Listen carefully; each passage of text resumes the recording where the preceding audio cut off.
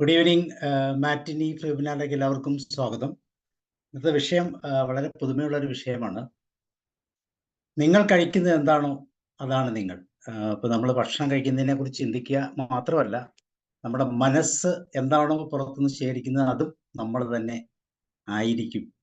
അപ്പോൾ നമുക്ക് ലഭിക്കുന്നത് എന്താണോ അതിനെ കൃത്യമായിട്ട് ഉപയോഗിക്കാൻ പറ്റുന്ന രീതിയിലുള്ള മനസ്സും ശരീരവുമാണ്. അപ്പോൾ അതുകൊണ്ട് തീർച്ചയായിട്ടും സ്വല്പനേരം ഇതിനെക്കുറിച്ചൊന്ന് സംവാദിക്കേണ്ടി വരും.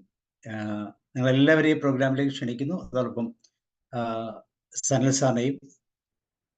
Sanal sir, you are welcome. Thank you so much sir. Good evening all. നമസ്കാരം. സോ ഇന്നത്തെ ടോപ്പിക്ക് ഭക്ഷണം കഴിച്ചിട്ട് നമുക്ക് എങ്ങനെ നന്നാവാം എന്നുള്ളതിന്റെ ഒരു ആലങ്കാരികമായിട്ടുള്ള സെന്റൻസ് കൊടുത്തതാണ്. ഭക്ഷണം കഴിക്കുന്നതിൽ നിന്നാണ് നമുക്ക് ശരീരത്തിന് വേണ്ടതൊക്കെ കിട്ടുന്നതെങ്കിൽ അപ്പൊ ആ ഭക്ഷണം നന്നാക്കി കഴിഞ്ഞാൽ ശരീരത്തിന് വേണ്ട കുറെ നല്ല കാര്യങ്ങൾ കിട്ടും. അത് വളരെ ലോജിക്കായിട്ട് നമുക്ക് ചിന്തിക്കാൻ പറ്റുന്ന ഒരു കാര്യമാണ്. പക്ഷെ അത് എത്രത്തോളം മെച്ചപ്പെടുത്താം, അല്ലെങ്കിൽ നമ്മൾ അറിയാതെ രണ്ടു തരത്തിലാണ് ഇന്നത്തെ സുഖങ്ങൾ അല്ലെങ്കിൽ നമ്മുടെ കണ്ടീഷൻസ്, ജീവിതശൈലി കണ്ടീഷൻസ് ഒക്കെ ഇപ്പൊ വരുന്നത്. ഒന്നുകിൽ നമുക്ക് വേണ്ട ന്യൂട്രീഷൻ അല്ലെങ്കിൽ വേണ്ട കാര്യങ്ങൾ നമുക്ക് ശരീരത്തിന് കിട്ടുന്നില്ല, അതല്ലെങ്കിൽ വേണ്ടാത്ത എന്തൊക്കെയോ ശരീരത്തിന് കിട്ടുന്നുണ്ട്. ഈ രണ്ട് കാര്യങ്ങൾ ഏതാണ് എന്ന് ഐഡന്റിഫൈ ചെയ്യാം, അതിനനുസരിച്ച് നമ്മുടെ ജീവിതത്തിൽ ചെറിയ മാറ്റങ്ങൾ വരുത്തുകയും ചെയ്യുക എന്നുള്ളതാണ് നമ്മുടെയൊക്കെ ഉദ്ദേശം. അതിന് നമുക്ക് എന്തൊക്കെ പോസിബിലിറ്റീസ് ഉണ്ടോ അതൊക്കെ ചെയ്യാൻ നമ്മൾ റെഡി ആണെങ്കിൽ പിന്നെ വേണ്ടത് അവയർനെസ് ആണ്. അപ്പൊ ആ ഒരു അവയർനെസിന്റെ ഭാഗമായിട്ടാണ് കഴിഞ്ഞ കുറച്ച് മേ ബി മാസങ്ങളായിട്ട് വിങ്സ് ഓഫ് ലൈഫിന്റെ ഒരു ശ്രമം, പ്രത്യേകിച്ച് വ്യാഴാഴ്ചകളിൽ ആരോഗ്യമായിട്ട് ബന്ധപ്പെട്ടിട്ട്. സോ ഇന്ന് അത്തരം ഒരു ടോപ്പിക് അല്ലെങ്കിൽ അതിൽ ഏറ്റവും പ്രധാനപ്പെട്ട ഒരു പില്ലർ ഭക്ഷണത്തിനെ പറ്റി കുറച്ചുകൂടി അടുത്തറിയാം. ഒരു minute.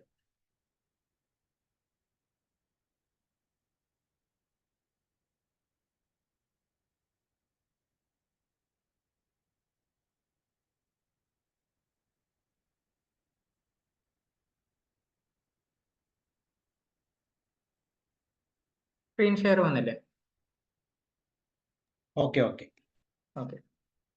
So you are what you eat.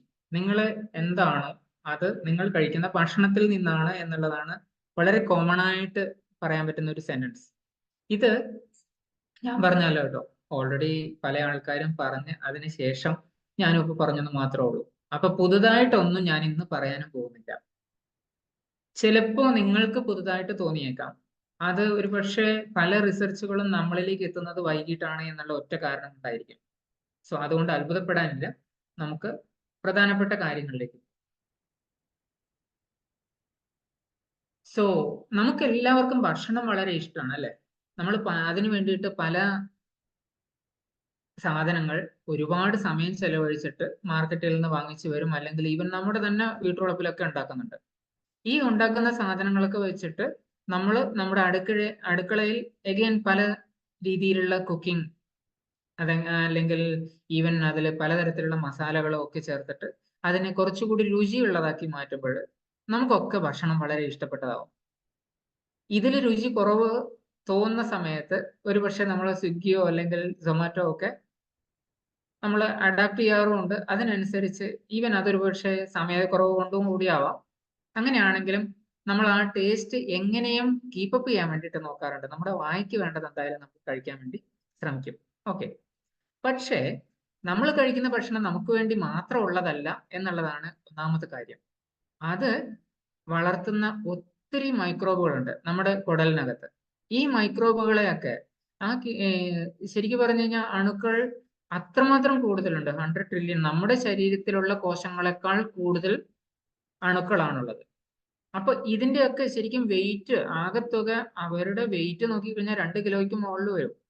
ഇത്രയും നമ്മുടെ ശരീരത്തിലുള്ള ജീനുകളുടെ എണ്ണം വളരെ കുറവാണ്. ഏതാണ്ട് 25,000 ആണെങ്കിൽ ഇതേ മൈക്രോബുകളുടെ അവരുടെ ശരീരത്തിലുള്ള ജീനുകളുടെ എണ്ണം ഏതാണ്ട് 4 ലക്ഷത്തോളം വരും. അത്രയും തരത്തിലുള്ള സ്പീഷീസുകളുണ്ട്. മീൻസ് നമുക്ക് ശരീരത്തിൽ നമ്മൾ കഴിക്കുന്ന ഭക്ഷണം നമുക്ക് മാത്രമല്ല വേണ്ടത്, നമ്മുടെ ബാക്ടീരിയയ്ക്ക് കൂടി വേണം എന്ന് മനസ്സിലാക്കി കഴിഞ്ഞാൽ ഇതുകൊണ്ടുള്ള ഒരു പ്രധാനപ്പെട്ട ഗുണം എന്താന്ന് വെച്ച് കഴിഞ്ഞാൽ ബാക്ടീരിയക്ക് ഇഷ്ടപ്പെട്ട ഭക്ഷണം കൂടെ നമ്മൾ കഴിക്കാൻ തുടങ്ങും. അതിൽ തന്നെ നല്ല ബാക്ടീരിയയും മോശം ബാക്ടീരിയ ഉണ്ട്. അപ്പൊ ഈ മോശം ബാക്ടീരിയക്ക് ഇഷ്ടപ്പെടാത്ത ഭക്ഷണങ്ങൾ നമ്മൾ കഴിക്കുന്ന സമയത്ത് നമ്മുടെ ബാക്ടീരിയയുടെ ഒരു ബാലൻസ്, നല്ലതും ചീത്തയും തമ്മിലുള്ള ഒരു ബാലൻസ് മെയിൻറ്റെയിൻ ചെയ്തു പോകാൻ നമുക്ക് സാധിക്കും. നമ്മൾ കഴിക്കുന്ന ഭക്ഷണം പൊതുവെ നമുക്ക് തരുന്നത് എല്ലാവർക്കും അറിയുന്നത് പോലെ കലോറി അല്ലെങ്കിൽ എനർജിക്ക് വേണ്ടിയിട്ടാണ്. പക്ഷെ ഇത് എനർജി മാത്രമല്ല തരുന്നത്. ഈ എനർജി ഫുഡ് എന്ന് നോക്കിക്കഴിഞ്ഞാൽ പ്രധാനമായിട്ടും 3 എണ്ണമാണ്. അതിൽ കാർബോഹൈഡ്രേറ്റ്, ഫാറ്റ്, അതുപോലെ തന്നെ പ്രോട്ടീൻ, പ്രധാനപ്പെട്ട 3 എണ്ണം വരുന്നത്. ഇതിൽ കാർബോഹൈഡ്രേറ്റും ഫാറ്റും 4 കലോറി തരുന്ന സമയത്ത്, ഫാറ്റ് നമുക്ക് തരുന്ന കാർബോഹൈഡ്രേറ്റും പ്രോട്ടീനും നമുക്ക് 4 കലോറി തരുന്ന സമയത്ത് ഫാറ്റ് നമുക്ക് തരുന്ന 9 കലോറിയാണ്.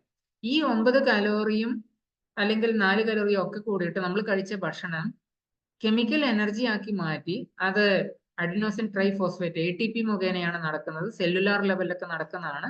സോ അങ്ങനെയൊക്കെ നടക്കുന്ന സമയത്ത് നമ്മൾ ശരീരത്തിന് ആവശ്യമുള്ള ഊർജം ഉപയോഗിക്കുകയും വേസ്റ്റ് പ്രൊഡക്റ്റ് ആയിട്ടുള്ള സാധനങ്ങൾ, അതൊരു പക്ഷേ വെള്ളം, അതുപോലെ തന്നെ കാർബൺ ഡൈ ഓക്സൈഡ്, ഇത് കൂടാതെ മറ്റ് വേസ്റ്റ് പ്രൊഡക്റ്റും ഒക്കെ നമ്മൾ ശരീരത്തിൽ നിന്ന് പുറന്തള്ളുകയും ചെയ്യും. ഇതിന്റെ ഒന്നിച്ച് ശരീരത്തിൽ ഉണ്ടാവുന്ന ഒരു അഡീഷണൽ ഐറ്റമാണ് ചൂട്. മീൻസ് പചനം അല്ലെങ്കിൽ ദഹനം കൊണ്ട് നമ്മുടെ ശരീരത്തിനകത്തും ചൂടുണ്ടാവുന്നുണ്ട്. അതുകൊണ്ട് തന്നെ ശരീരത്തിന് വേണ്ട രീതിയിൽ തണുക്കേണ്ടതും ആവശ്യമാണ്. പല ഫുഡുകളും തണുപ്പ് പ്രൊവൈഡ് ചെയ്യുന്നതുണ്ട്, പല ഫുഡുകളും കൂടുതൽ ഹീറ്റ് പ്രൊവൈഡ് ചെയ്യുന്നതുണ്ട്. അപ്പൊ ഇതിനനുസരിച്ചൊക്കെ ശരീരം ആകെ ഒന്ന് ബാലൻസ് ചെയ്ത് പോവുകയാണ്.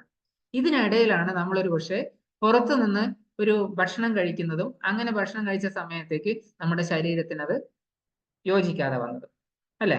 മനസ്സിന് പിടിച്ചോ ഇല്ലയോ എന്നുള്ളതിനേക്കാൾ കൂടുതൽ ഒരു പക്ഷേ നമ്മൾ അതിനെപ്പറ്റി വളരെ കൂടുതൽ ബോധവാനാവുക അടുത്ത ദിവസം രാവിലെ ആയിരിക്കും. എനിവേ, ഭക്ഷണം നമുക്ക് പ്രൊവൈഡ് ചെയ്യുന്നത് പ്രധാനപ്പെട്ട 6 ന്യൂട്രീഷനാണ്. പോഷകങ്ങളുടെ എണ്ണം പറഞ്ഞു കഴിഞ്ഞാൽ 6 എണ്ണം പ്രധാനമായിട്ട് കാർബോഹൈഡ്രേറ്റ്, അതുപോലെ തന്നെ പ്രോട്ടീൻ, അതുപോലെ ഫാറ്റ്, ഇത് 3 മാക്രോ ന്യൂട്രിയൻസ് അല്ലെങ്കിൽ എനർജി ഫുഡ് കൂടിയാണ്. വൈറ്റമിൻസും മിനറൽസും മൈക്രോ ന്യൂട്രിയൻസ് ചെറിയ അളവിൽ ആവശ്യമുള്ളൂ. ഇതിന്റെ എണ്ണം ഏതാണ്ട് 20-ലധികം വരും. ഇതിന്റെ എണ്ണവും നമുക്ക് വിറ്റമിനുകളുടെ എണ്ണത്തിലും അതുപോലെ തന്നെ മിനറലുകളുടെ കാര്യത്തിലും ഒക്കെ വളരെ ചെറിയ അളവിലാണെങ്കിൽ പോലും അതും നമ്മുടെ ശരീരത്തിന് ആവശ്യമുണ്ട്. ഇങ്ങനെ ഒരു ബാലൻസ് ഒക്കെ പോകുന്നത് അഗൈൻ നമ്മൾ കഴിക്കുന്ന അതേ അടുക്കളയിൽ പ്രിപ്പയർ ചെയ്ത ഭക്ഷണത്തിൽ നിന്ന് തന്നെയാണ്. അങ്ങനെയാണെങ്കിൽ നമ്മൾ കഴിക്കുന്ന ഭക്ഷണം ഒരു ബാലൻസ് ന്യൂട്രീഷൻ ആണോ എന്നുള്ളതാണ് ഒന്നാമത്തെ ക്വസ്റ്റ്യൻ. ഈ ബാലൻസ് മീൽ ആവണമെങ്കിൽ ഇതിനകത്ത് എന്തൊക്കെയാണ് സാധാരണഗതിയിൽ അല്ലെങ്കിൽ സയന്റിഫിക് ആയിട്ടുള്ള രീതിയിൽ പറയുകയാണെങ്കിൽ എന്തൊക്കെ ആവശ്യമുണ്ട്? എന്തുകൊണ്ട് ശാസ്ത്രീയമായിട്ടും ഇതിൽ പറയാൻ കാരണം, നമ്മളിപ്പോ നമ്മുടെ വീട്ടിൽ ഒരു പട്ടിയെ വളർത്തുന്നുണ്ടെങ്കിൽ അല്ലെങ്കിൽ ഇപ്പോ ഈജിപ്ഷ്യൻ കാറ്റിനെയൊക്കെ വളർത്തുന്നുണ്ടെങ്കിൽ ആ പൂച്ചയുടെയോ പട്ടിയുടെയോ ഭക്ഷണം പോലും ശ്രദ്ധിച്ചു കഴിഞ്ഞാൽ നമുക്ക് മനസ്സിലാവും അത് എങ്ങനെയുള്ളതാണ്. വളരെ മീൻസ് ആ ഇൻഗ്രീഡിയന്റ് ലിസ്റ്റ് വായിച്ചു നോക്കണം. നമ്മൾ ആ വാങ്ങിച്ചു കൊണ്ടുവരുന്ന പാക്കറ്റിന്റെ ഈവൻ ഫിഷ് മീൽ പോലും അതിനകത്ത് ന്യൂട്രീഷണൽ കണ്ടന്റ് വളരെ ഡീറ്റെയിൽ ആയിട്ട് എഴുതി കൊടുത്തിട്ടുണ്ട്. എന്നാൽ നമ്മൾ കഴിക്കുന്ന ഭക്ഷണം പലപ്പോഴും ഇങ്ങനെ ഒരു പാക്ക് ഫുഡ് അല്ല. ഈവൻ പാക്ക് ഫുഡ് ആണെങ്കിലും നമുക്ക് അതിനെപ്പറ്റി അറിയില്ല അല്ലെങ്കിൽ നമുക്ക് അതിന്റെ ആവശ്യമില്ല എന്ന് വിചാരിച്ചിട്ട് നമ്മൾ ആ ന്യൂട്രീഷണൽ ലാബിലൊന്നും വായിക്കാറില്ല ഇൻഗ്രീഡിയൻസ്, അല്ലെ? എന്നാലും ശാസ്ത്രീയമായിട്ട് നോക്കുകയാണെങ്കിൽ നമുക്ക് ശരീരത്തിന് ആവശ്യമുള്ളത് ഏകദേശം 30% ഗ്രീൻ ലീഫി വെജിറ്റബിൾസ് ആണ്, പച്ചക്കറികൾ തന്നെ. അതും പ്രത്യേകിച്ച് ഇലക്കറികളാണെങ്കിൽ വളരെ നല്ലത്. 25% നമുക്ക് ആവശ്യമുള്ളത് പാലും പാലുൽപ്പന്നങ്ങളുമാണ്. 20% വരുന്നത് സീരിയൽസ് അല്ലെങ്കിൽ ഗ്രെയിൻസ് രീതിയിലുള്ള ഗോതമ്പ്, അരി, ഇതുപോലെയൊക്കെയാണ്. 13% പഴങ്ങൾ ആവശ്യമുണ്ട്. അതുപോലെ തന്നെ 7% പൾസസ്, എഗ്, ഫിഷ്, മീറ്റ് ഇതിലൊക്കെ പെടുന്ന, അത് പ്രോട്ടീൻ ഒന്ന് ബാലൻസ് ചെയ്യാനും അതുപോലെ തന്നെ ന്യൂട്രീഷണൽ പോഷക സമ്പുഷ്ടമായിട്ടുള്ള ഭക്ഷണം ആവാനും വേണ്ടിയിട്ട് ഇതുകൂടി ഇൻക്ലൂഡ് ചെയ്യണം. വേണമെങ്കിൽ പൾസസ് നമുക്ക് പൂർണ്ണമായിട്ട് ഒഴിവാക്കിയിട്ട് എഗ്, ഫിഷ്, മീറ്റ് ഒക്കെ ആക്കി മാറ്റുകയും ചെയ്യും. 2% നട്ട്സ്, കാഷ്യൂ, ബദാം അതുപോലെയുള്ള നട്ട്സും സീഡ്സും പലതരത്തിലുള്ള വിത്തുകളും, ഈവൻ കടുക് പോലും നമുക്കതിൽ പെടുത്താം. അപ്പൊ ഇങ്ങനെയുള്ളതൊക്കെ കൂടിയിട്ട് വേണം. 2% ഫാറ്റും എണ്ണകളുമാണ്. ഇവിടെയാണ് നമുക്കൊരു പക്ഷേ നേരെ തിരിച്ചിടാൻ പറ്റുന്നത്, അല്ലേ? പലപ്പോഴും പല പ്രസന്റേഷൻ എടുക്കുന്ന സമയത്ത് സാധാരണഗതിയിൽ ഈ ഒരു ഫുഡ് പിരമിഡ് നമ്മൾ നേരെ തിരിച്ചിട്ടിട്ടാണ് സംസാരിക്കാറ്. എന്നാൽ ഇന്നിപ്പോ അത് വേണ്ടെന്ന് വെച്ചു. അതിന് പകരം ജസ്റ്റ് ഒന്ന് അവെയർ ആവുക. കാരണം ഈ 2% മാത്രം ആവശ്യമുള്ള കൊഴുപ്പുകളാണോ നമ്മൾ 2% കഴിക്കുന്നത്? അതൊന്ന് ചോദ്യം നമ്മളോട് തന്നെ ചോദിച്ചു വെച്ച് കഴിഞ്ഞാൽ ഇതിന് അവസാനമാകുമ്പോഴേക്കും നമുക്ക് ഒരു പക്ഷേ കുറെ കാര്യങ്ങൾ മനസ്സിലാവും. Are you eating sofas? ഈ സോഫാസ് എന്ന് പറയുന്നത് ശരിക്കും പറഞ്ഞു കഴിഞ്ഞാൽ അതിന് solid fat and added sugar എന്നാ പറയാം. ഇതില് എന്താണ് സോളിഡ് ഫാറ്റ്? നമ്മുടെ റൂം ടെമ്പറേച്ചറിൽ സാധാരണഗതിയിൽ സോളിഡിഫൈ ചെയ്തിരിക്കുന്ന ഫാറ്റിനെയാണ് സോളിഡ് ഫാറ്റ് എന്ന് പറയാം. ഈ സോളിഡ് ഫാറ്റ് കുറച്ചുകൂടി ഡെപ്തിൽ നമ്മൾ മനസ്സിലാക്കി കഴിഞ്ഞാൽ ഇത് എങ്ങനെയാണ് ഫാറ്റ്? സാധാരണഗതിയിൽ എണ്ണകളൊക്കെ ഒഴുകി നടക്കും. പക്ഷെ ഇതെന്തുകൊണ്ടാണ് ഒഴുകി നടക്കാത്തത് അല്ലെങ്കിൽ സോളിഡ് ആയിരിക്കുന്നത്? അതിനെപ്പറ്റി മനസ്സിലാക്കുമ്പോൾ നമുക്ക് അറിയാൻ പറ്റും, ഈ എണ്ണകളിൽ ഹൈഡ്രോജനേഷൻ എന്ന് പറയുന്ന ഒരു പ്രോസസ്സ്, കെമിക്കൽ പ്രോസസ്സാണ്. ഇത് ചെയ്ത് കഴിയുമ്പോൾ മീൻസ് അതിനകത്ത് ഒരു ഹൈഡ്രജൻ ആറ്റം അഡീഷണൽ ആയിട്ട് ആഡ് ചെയ്യുന്ന സമയത്ത് ഇത് ട്രാൻസ് ഫാറ്റോ അല്ലെങ്കിൽ അതിന്റെ വകഭേദങ്ങളോ ആയിട്ട് മാറും. ഈവൻ സാച്ചുറേറ്റഡ് ഫാറ്റും, പല സാച്ചുറേറ്റഡ് ഫാറ്റും നമ്മുടെ റൂം ടെമ്പറേച്ചറിൽ തന്നെ അത് സോളിഡ് ആയിട്ടാണ് ഉണ്ടാവുക. അപ്പൊ ഈ ഒരു കാര്യം കൊണ്ട് നമ്മുടെ ശരീരത്തിൽ ഉണ്ടാവുന്ന പ്രശ്നം എന്താണെന്ന് വെച്ച് കഴിഞ്ഞാൽ, ഇത് കൂടുതൽ നമ്മൾ കഴിക്കും തോറും ഒന്ന് ടേസ്റ്റ് കൂടുതൽ അതിനോട് തോന്നും. അതിന്റെ ഒന്നിച്ച് തന്നെ ശരീരത്തിനകത്തും ഇതേ കൊഴുപ്പ് സോളിഡിഫൈ ചെയ്തിരിക്കുന്നുണ്ടെങ്കിൽ ദഹന പ്രക്രിയ കുറച്ചുകൂടി ടഫായിരിക്കും. ഇത് ഒന്ന്. രണ്ടാമത്തതാണ് ആഡഡ് ഷുഗർ. നമ്മളൊക്കെ സാധാരണഗതിയിൽ ഷുഗർ കഴിക്കാറുണ്ട്. അത് ഏകദേശം നോക്കിക്കഴിഞ്ഞാൽ ഒരു ആവറേജ് കേരളത്തിൽ നോക്കിക്കഴിഞ്ഞാൽ ഒരു 18 കിലോ ഒക്കെയാണ് ഒരു വർഷം കഴിക്കുന്നത്. എന്നാൽ ഈ ഷുഗർ മാത്രമല്ലാതെയും നമ്മൾ പല ഷുഗറും കഴിക്കാറ്. അത് അടുത്ത സ്ലൈഡിൽ ഞാൻ പറയാം. ശരിക്കും നമ്മൾ ആഡഡ് ഷുഗർ ആയിട്ട് ഉപയോഗിക്കുന്ന പ്രധാനപ്പെട്ട ചില സാധനങ്ങൾ, അതൊരു പക്ഷേ ശർക്കര തന്നെ, അതല്ലെങ്കിൽ normal plain sugar, white sugar എന്ന് പറയുന്നത്, ഇതല്ലെങ്കിൽ ബ്രൗൺ ഷുഗർ, അതും അല്ലെങ്കിൽ കൽക്കണ്ടം പോലെയുള്ള സാധനങ്ങൾ, തെങ്ങിൻ ചക്കര, ഇങ്ങനെ തുടങ്ങിയിട്ട് പല ഷുഗറും വരുന്നുണ്ട്. പക്ഷെ ഈ ആഡഡ് ഷുഗർ നമ്മൾ എത്രമാത്രം കൂടുതൽ കഴിക്കുന്നുണ്ട്, അതുപോലെ സോളിഡ് ഫാറ്റ് എത്രമാത്രം നമ്മൾ കൂടുതൽ കഴിക്കുന്നുണ്ട്, അതിനനുസരിച്ചിട്ട് ശരീരത്തിലും പലതരത്തിലുള്ള പ്രശ്നങ്ങൾ വരുന്നതായിട്ടാണ് ഇപ്പോഴും നമുക്ക് അറിയാവുന്നത്. അതിലെ ഒരു പ്രധാനപ്പെട്ട സോഴ്സ് ഹിഡൻ ഷുഗർ ആണ്. എന്താണ് ഹിഡൻ ഷുഗർ? ഞാൻ നേരത്തെ സംസാരിച്ചു, നമ്മൾ പഞ്ചസാരയായിട്ട് തന്നെ ഒരുപക്ഷെ ചായയിലും അല്ലെങ്കിൽ പായസത്തിലും ഒക്കെ ഇട്ട് കഴിക്കുന്നുണ്ടെങ്കിൽ, ഇത് കൂടാതെ മറ്റ് പല സാധനങ്ങളിലും അഡീഷണൽ ആയിട്ട് ചേർത്തിരിക്കുന്ന ഈ ആഡഡ് ഷുഗർ ഒരുപക്ഷെ നമുക്ക് അറിയുന്ന പോലും ഉണ്ടാവില്ല ഇതിൽ ഇത്രമാത്രം ഷുഗർ ഉണ്ടായിരുന്നു. അതൊരു പക്ഷേ നമ്മൾ പ്രോട്ടീൻ സപ്ലിമെന്റ് എന്ന് ഉദ്ദേശിച്ചിട്ട് വാങ്ങിച്ച ഒരുപക്ഷെ പല കമ്പനികളുടെയും ഡയബറ്റീസിനോ അല്ലെങ്കിൽ മറ്റു പല കാര്യങ്ങൾക്കോ, ഈവൻ ഹോർലിക്സ് പോലെയുള്ള സാധനങ്ങളിലും ഒക്കെ ഈ ഒരു ഷുഗറിന്റെ അളവ് കൂടിയത് കൊണ്ട്, ഈവൻ എനിക്ക് ഓർമ്മ ശരിയാണെങ്കിൽ ഹോർലിക്സ് എന്ന് പറയുന്ന ബ്രാൻഡ് ഒരു ഫുഡ് സപ്ലിമെന്റ് ബ്രാൻഡ് അല്ല എന്നുള്ള രീതിയിലേക്ക് ഇപ്പോഴടുത്തൊരു ഉത്തരവ് പോലും വന്നിട്ടുണ്ട്. എന്ന് വെച്ച് കഴിഞ്ഞാൽ അതിനകത്തുള്ള കണ്ടന്റ് ഓഫ് ഷുഗർ വളരെ കൂടുതലായതുകൊണ്ടാണ് അതിൽ ഒരു പ്രധാനപ്പെട്ട കാരണം. എന്നാൽ ഇതിൽ മാത്രം അവസാനിക്കുന്നുണ്ടോ? ഇല്ല. ഇൻക്ലൂഡിങ് നമ്മളൊരു പക്ഷേ പനീർ ബട്ടർ മസാലയോ അല്ലെങ്കിൽ ഈവൻ ബട്ടർ ചിക്കനോ ഒക്കെ വാങ്ങുന്ന സമയത്ത് പോലും ഇതിനകത്ത് എത്ര ഷുഗർ ചേർത്തിട്ടുണ്ട് എന്ന് നമുക്കറിയില്ല. ഒരുപക്ഷെ ഹോർലിക്സിൽ നമുക്ക് അത് അറിയുന്നുണ്ടാവും. ഞാനൊരു ബ്രാൻഡിന്റെ പേര് പറഞ്ഞെന്നുള്ളൂ. അത് ഉപയോഗിക്കുന്നവരുണ്ടെങ്കിലും ഇനി അഥവാ അതിനോട് വെറുപ്പുള്ളവരുണ്ടെങ്കിലും നിങ്ങൾ ആരും ഇതിനെപ്പറ്റി അധികം ചിന്തിക്കരുത്. ഓക്കെ.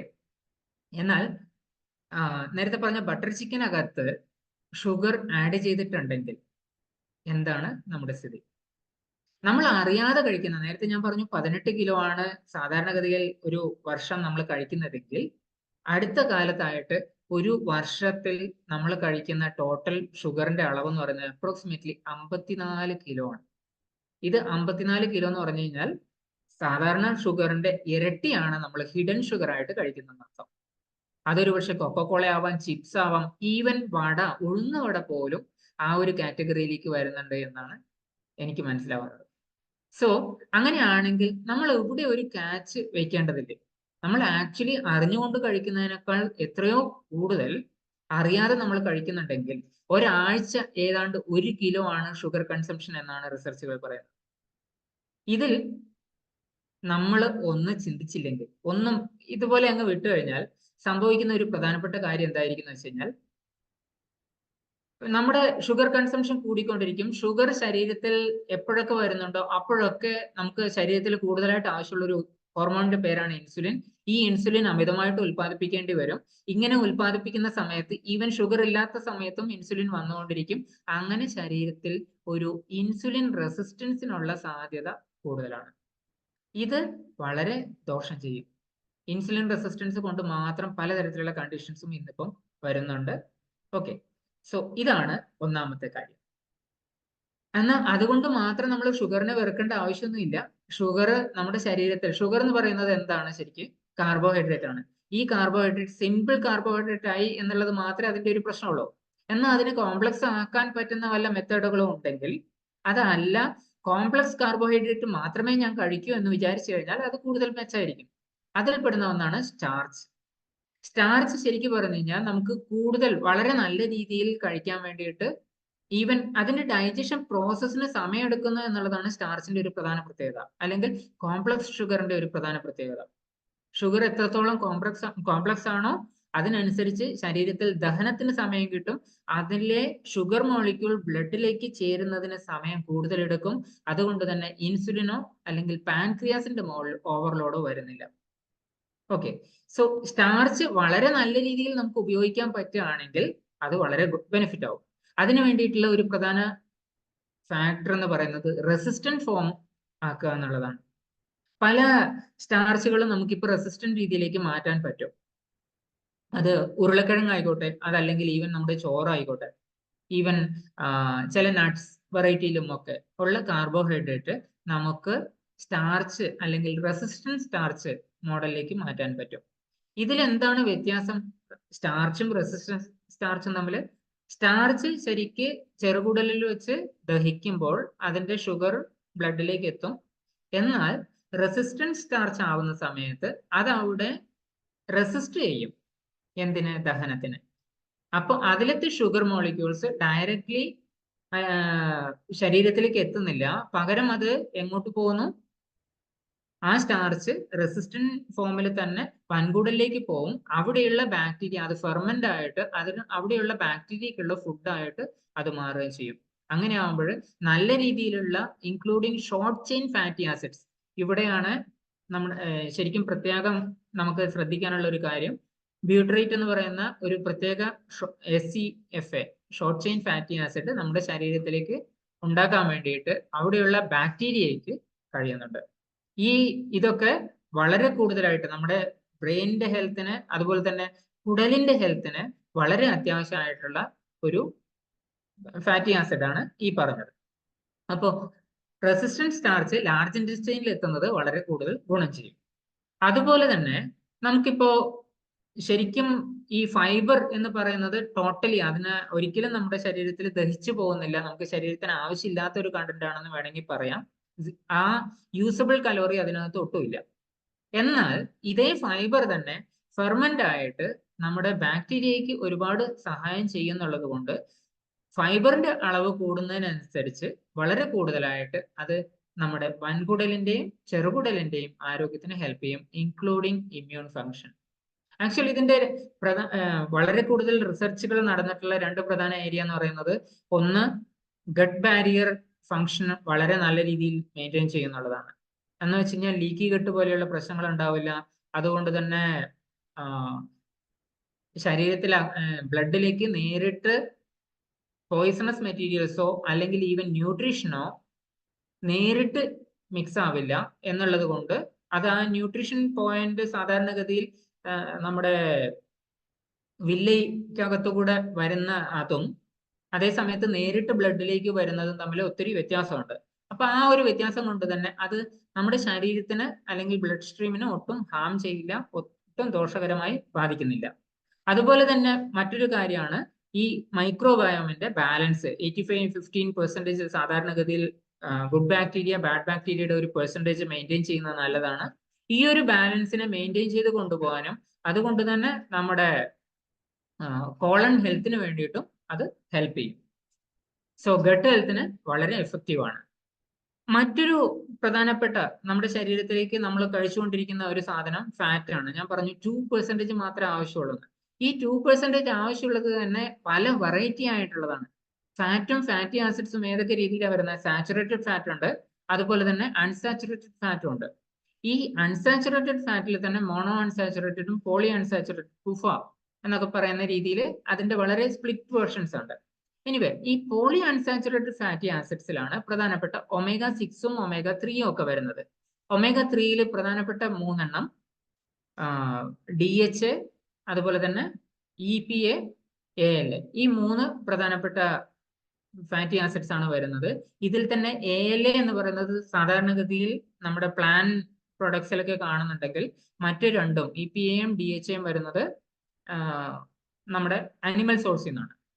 ഇതിന് 3നും ഇതിൻ്റെതായിട്ടുള്ള ഫങ്ഷൻസും ഉണ്ട്. ഒമേഗ 3യും ഒമേഗ 6ഉം തമ്മിലുള്ള ഒമേഗ 3യിൽ ഓൺലി ALA മാത്രമാണ് നമ്മുടെ ശരീരത്തിലേക്ക് പ്ലാൻ സോഴ്സ് എന്ന് വരുന്നതെങ്കിൽ ഒമേഗ 6 മാക്സിമം വരുന്നതും പ്ലാൻ സോഴ്സ് തന്നെയാണ്. അപ്പൊ നമ്മൾ ഉപയോഗിക്കുന്ന എണ്ണകൾ മാക്സിമം പ്ലാൻ സോഴ്സ് എന്നുള്ളതാണെങ്കിൽ ഓട്ടോമാറ്റിക്കലി എന്താ സംഭവിക്കുന്നതെന്ന് വെച്ച് കഴിഞ്ഞാൽ നമ്മുടെ ഈ ഒരു ഒമേഗ 6ന്റെ റേഷ്യോ കൂടുകയാണ് ചെയ്യുന്നത്. ഒമേഗ 6 ഒമേഗ 3യിലേക്ക് കൺവേർട്ട് ചെയ്യാനൊന്നും നമ്മുടെ ശരീരത്തിന് കഴിയില്ല. ഈവൻ ALA എന്ന് പറയുന്ന ഒമേഗ 3 കൺവേർട്ട് ചെയ്തിട്ട് ഒമേഗ 3യുടെ മറ്റു ഫോമായ EPAയും DHAയും ആക്കി മാറ്റാനും നമ്മുടെ ശരീരത്തിൽ എൻസൈം ലെവലിൽ കഴിവില്ല. അതുകൊണ്ട് തന്നെ നമുക്ക് ഈ ഒരു കോമ്പിനേഷൻ നല്ല രീതിയിൽ കിട്ടേണ്ടത് അത്യാവശ്യമാണ്. Omega 6 to omega 3 ratio normally നമ്മുടെ ശരീരത്തിന് ആവശ്യമുള്ളത് 4:1 അല്ലെങ്കിൽ ഒരു 10:1 ഒക്കെയാണ്. 1:1 മെയിൻറ്റെയിൻ ചെയ്യാൻ പറ്റുകയാണെങ്കിൽ അത്രയും നല്ലത് എന്നൊക്കെ ഒത്തിരി റിസർച്ചുകളിൽ പറയുന്നുണ്ട്. എനിവേ, ഇവിടെ ഇന്നത്തെ നമ്മുടെ ജീവിത രീതി കൊണ്ട് അടുക്കളയും അല്ലെങ്കിൽ റെസ്റ്റോറൻറ്റ് ഫുഡും ഒക്കെ കൊണ്ട് സംഭവിക്കുന്നത് എന്താണെന്ന് വെച്ച് കഴിഞ്ഞാൽ ഇവിടുത്തെ ഈ ഒമേഗ 6 ടു ഒമേഗ 3 റേഷ്യോ അത് 15 മുതൽ 15:1 അതല്ലെങ്കിൽ ഈവൻ അത് 50:1 ഒക്കെ എത്തിപ്പോകും. അങ്ങനെ ആകുമ്പോൾ ശരീരത്തിനകത്ത് ഉണ്ടാകുന്ന ഒരു പ്രധാനപ്പെട്ട പ്രശ്നമാണ് ഇൻഫ്ലമേഷൻ. ആവശ്യമില്ലാത്തത് കിട്ടുമ്പോൾ, ആവശ്യമുള്ളത് കിട്ടിയില്ലെങ്കിലോ, DHA EPA വേണ്ടത്ര അളവിൽ കിട്ടിയില്ലെങ്കിൽ നമ്മുടെ കാർഡിയോ വാസ്കുലർ ഫംഗ്ഷനും അതുപോലെ തന്നെ ബ്രെയിൻ ഡെവലപ്മെന്റിനും ഒക്കെ വളരെ കൂടുതൽ ബുദ്ധിമുട്ടുണ്ടാവുന്നുണ്ട്. അപ്പോൾ ഇവിടെ ആ ഒരു കാര്യം നമുക്ക് ശ്രദ്ധിക്കാൻ പറ്റും. എന്നാൽ പൊതുവെ ഒമേഗ 3 ആയിട്ടുള്ള റിസർച്ചുകളിൽ എല്ലാത്തിലും പറയുന്നത് എന്താണെന്ന് വെച്ച് കഴിഞ്ഞാൽ ക്ലിനിക്കൽ ബേസ്ഡ് സ്റ്റഡിയാണ്. ഇതിലൊക്കെ നമ്മുടെ ബ്ലഡ് ലിപ്പിഡ് ലെവൽ 25 to 30% വരെ റെഡ്യൂസ് ചെയ്യുന്നതാണ്. അത് കൊളസ്ട്രോൾ ബാലൻസ് മെയിൻറ്റെയിൻ ചെയ്തിട്ട് ഈവൻ ബാഡ് കൊളസ്ട്രോൾ റിമൂവലും ഒക്കെ ചെയ്യുന്നത് കൊണ്ട് ആണ് ഈ ഒരു പോസിബിലിറ്റി ഉള്ളത്. അതുപോലെ തന്നെ ഇൻഫ്ലമേറ്ററി റെസ്പോൺസസ് വരുന്നത് സൈറ്റോകൈൻ വഴിയാണ്. നേരത്തെ കഴിഞ്ഞ സെഷനിൽ നമ്മൾ പറഞ്ഞിട്ടുണ്ടായിരുന്നു.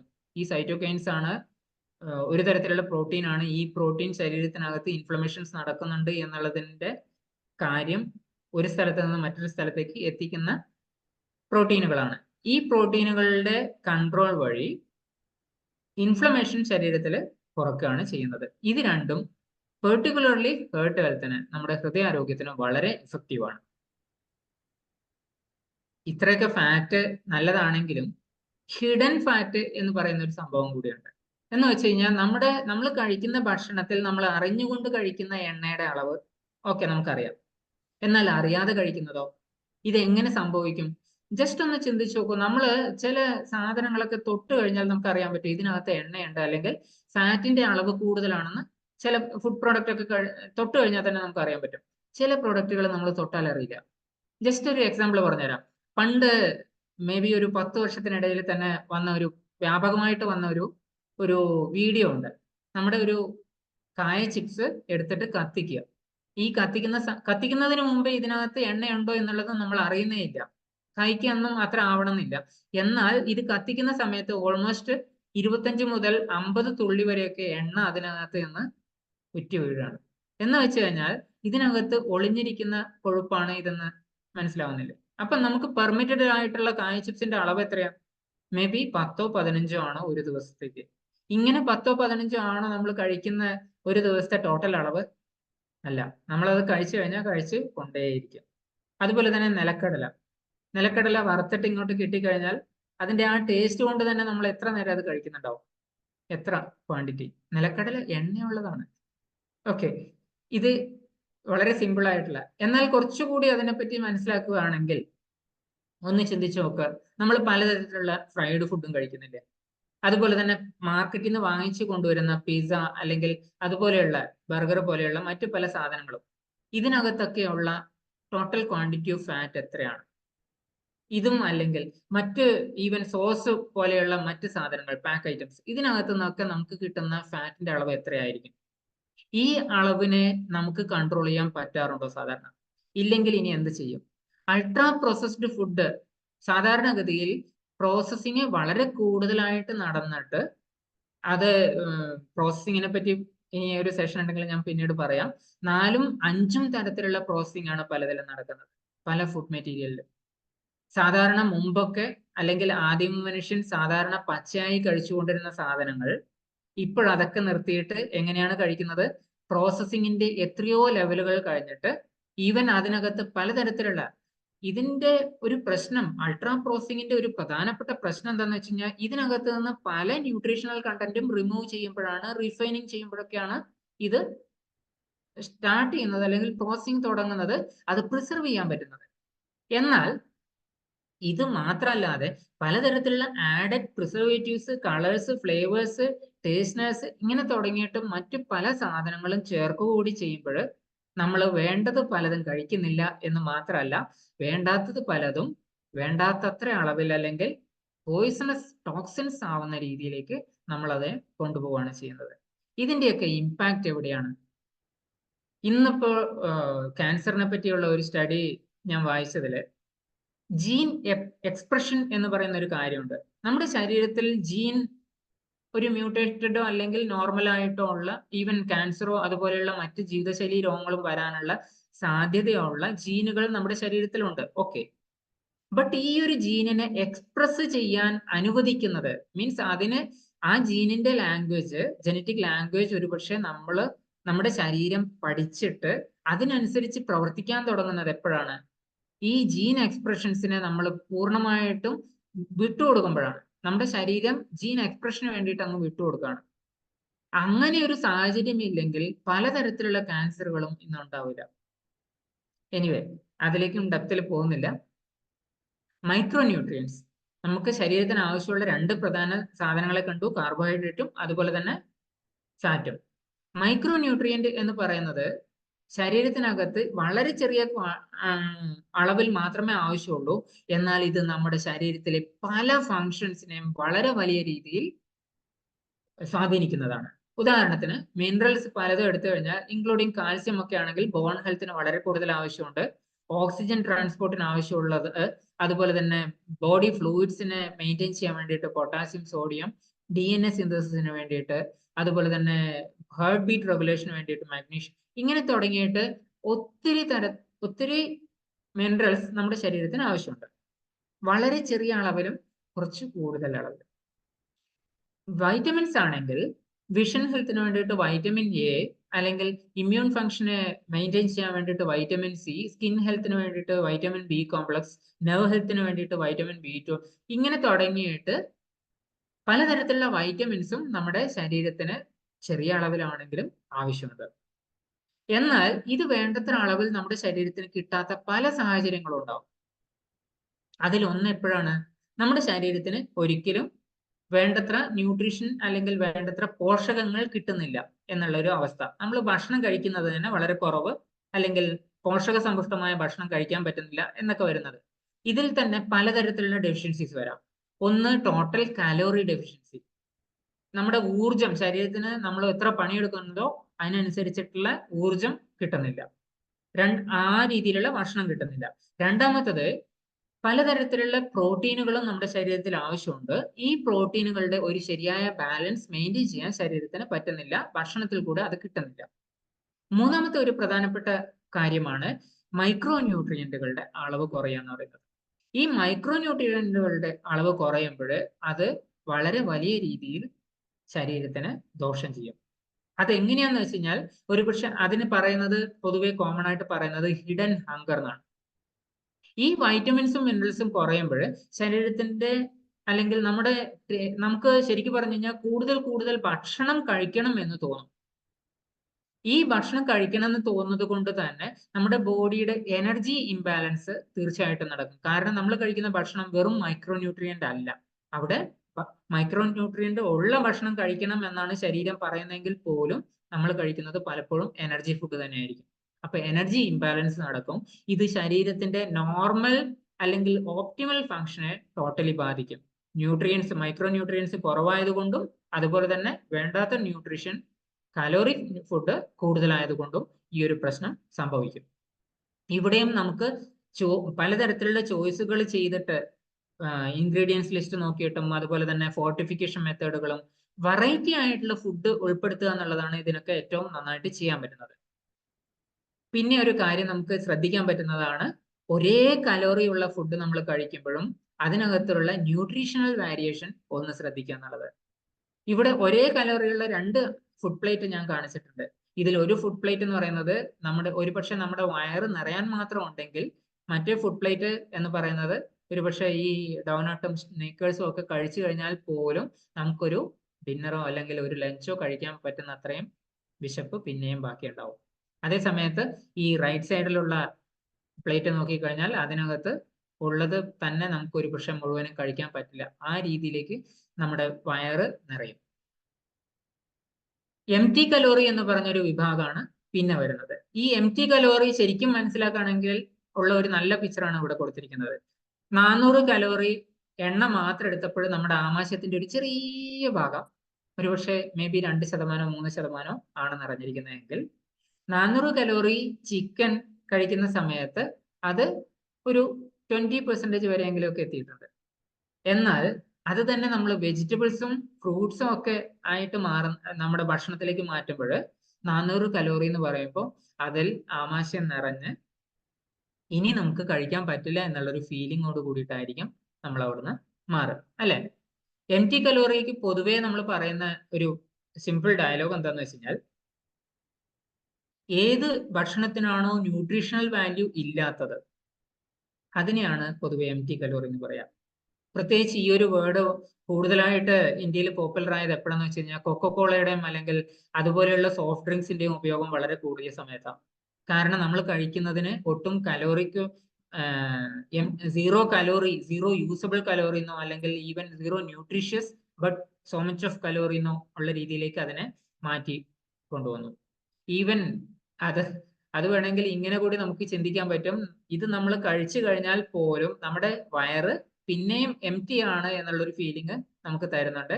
അതുകൊണ്ട് തന്നെ എംപ്റ്റി കലോറിക്ക് അങ്ങനെ ഒരു പേര് കൂടി നമുക്ക് വേണമെങ്കിൽ എടുക്കാം. അവസാനത്തെ ഒരു ന്യൂട്രീഷനെ പറ്റി പറയുകയാണെങ്കിൽ ഇത് പ്രോട്ടീനും അമിനോ ആസിഡ്സും ആണ്.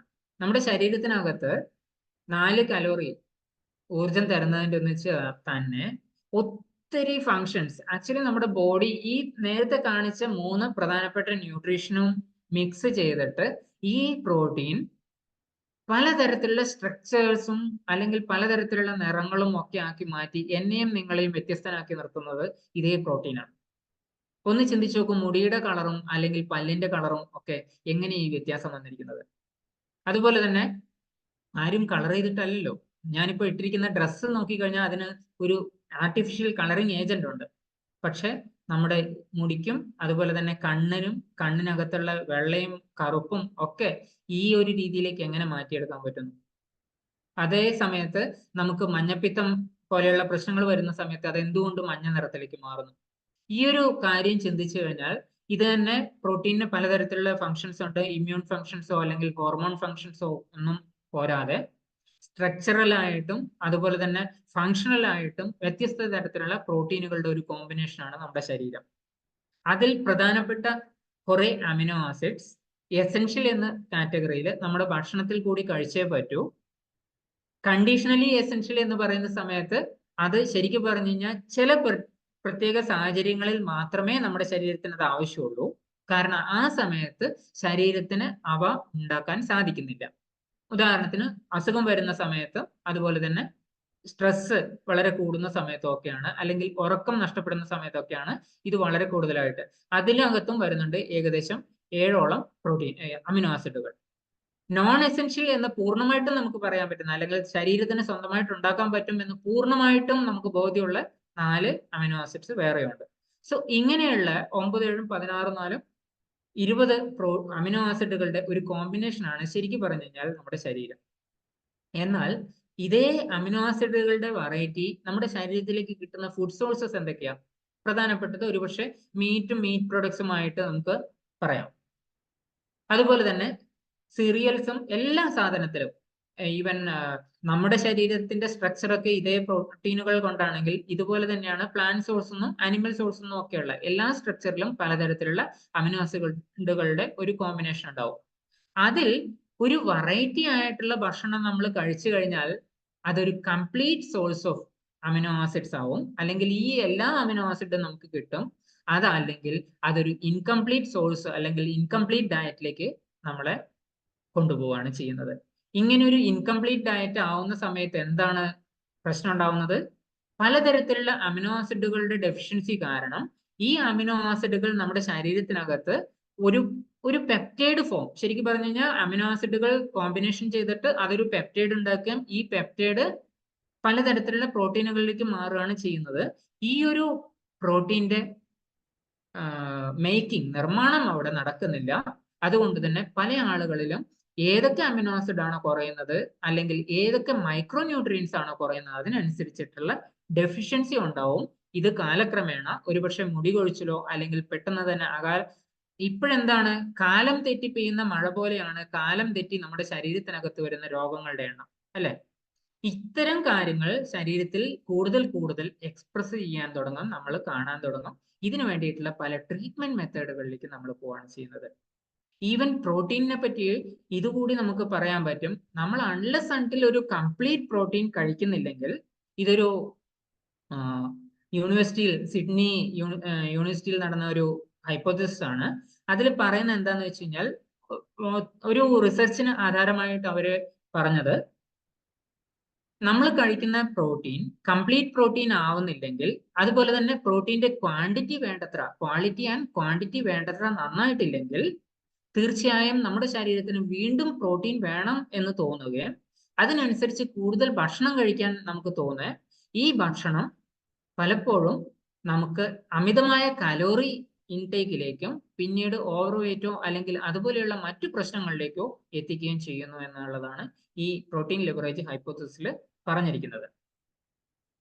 സോ അങ്ങനെയാണെങ്കിൽ ഇതെങ്ങനെയാണ് നമ്മുടെ ശരീരത്തിന് ഈ ഒരു നമ്മൾ ഭക്ഷണം കഴിച്ചു എന്ന് തോന്നുന്നതും അതിന്റെ ഹോർമോണൽ ലെവലിൽ എങ്ങനെയാണത് എന്നുകൂടി ഒന്ന് മനസ്സിലാക്കിയിട്ട് നമുക്കിന്ന് ചർച്ചയിലേക്ക് കിടക്കാം.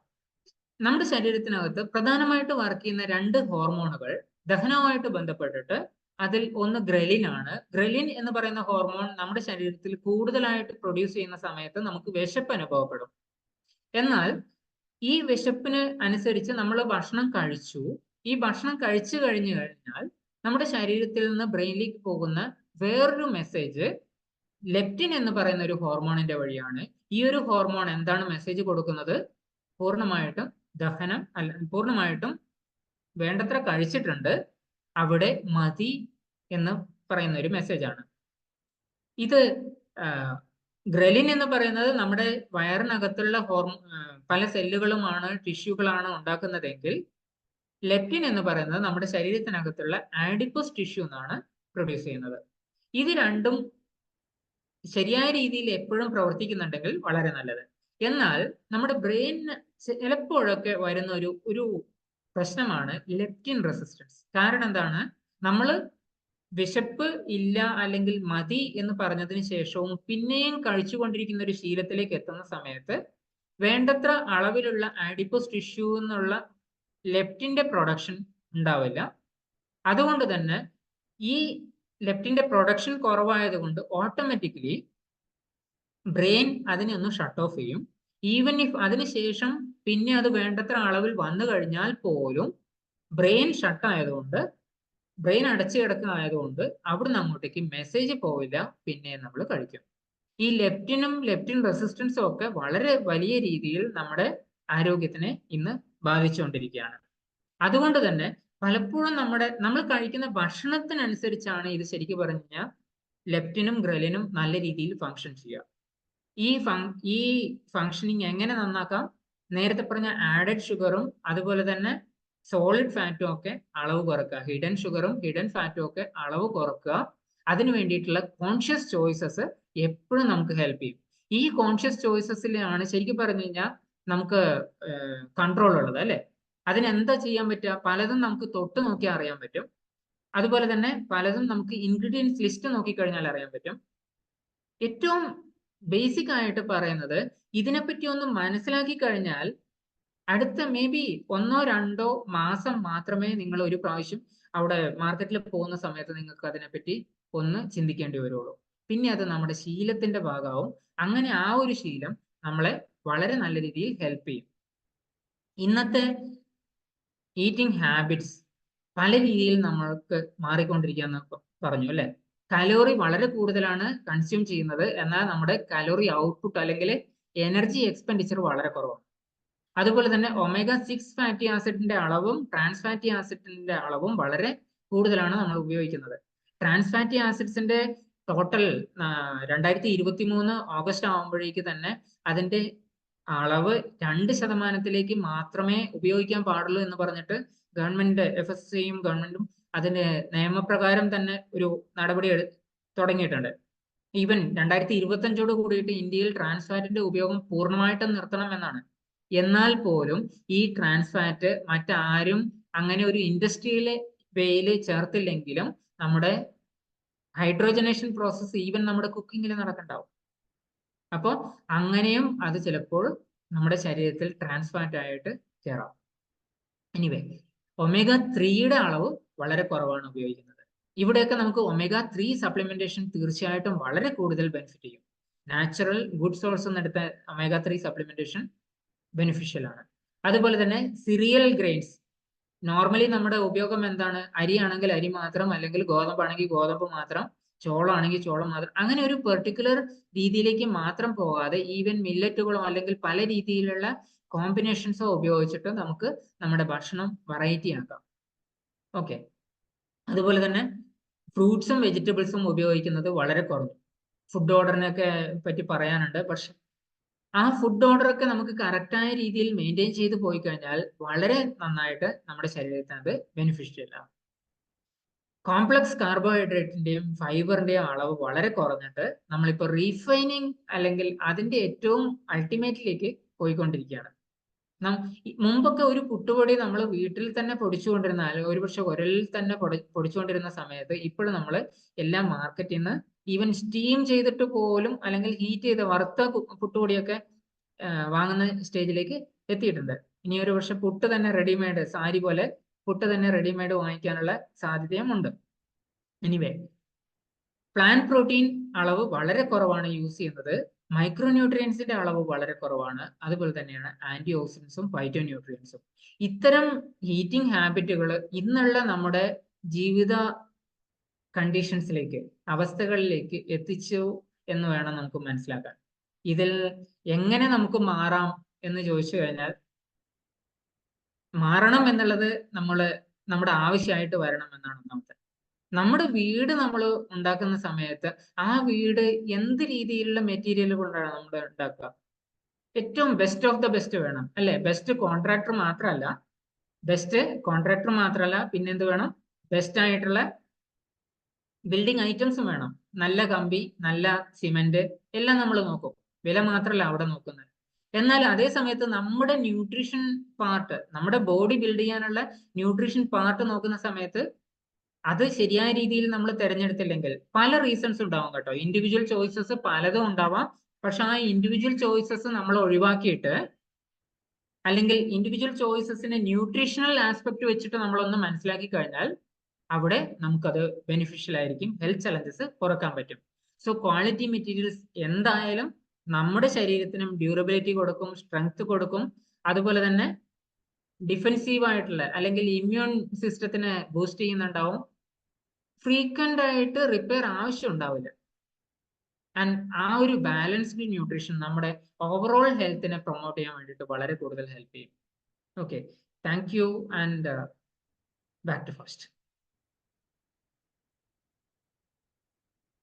So thank you sir, thank you very much. തീർച്ചയായിട്ടും നമ്മുടെ ലൈഫ് സ്റ്റൈലിൽ നമ്മൾ ഉപയോഗിക്കുന്ന ഇൻഗ്രീഡിയൻസ് എത്രമാത്രം നമ്മളെ മോശം അവസ്ഥയിലേക്ക് ആക്കിയെന്ന്, പ്രത്യേകിച്ച് ഒമേഗ 3 ഫാറ്റി ആസിഡിന്റെ ഉപയോഗത്തിന്റെ കുറവുകൾ, അതുപോലെ 6 and 9 ഒക്കെ നമ്മൾ കൂടുതൽ ഉപയോഗിക്കുന്നു. ഇങ്ങനെ പല പല രീതിയിൽ വളരെ മനോഹരമായി അതിന്റെ എല്ലാ വശങ്ങളും, എല്ലാ പില്ലേഴ്സും വളരെ കൃത്യമായിട്ട് എക്സ്പ്ലെയിൻ ചെയ്തു എന്നൊക്കെ മനസ്സിലായി. താങ്ക് യു സാർ, വളരെ സന്തോഷം.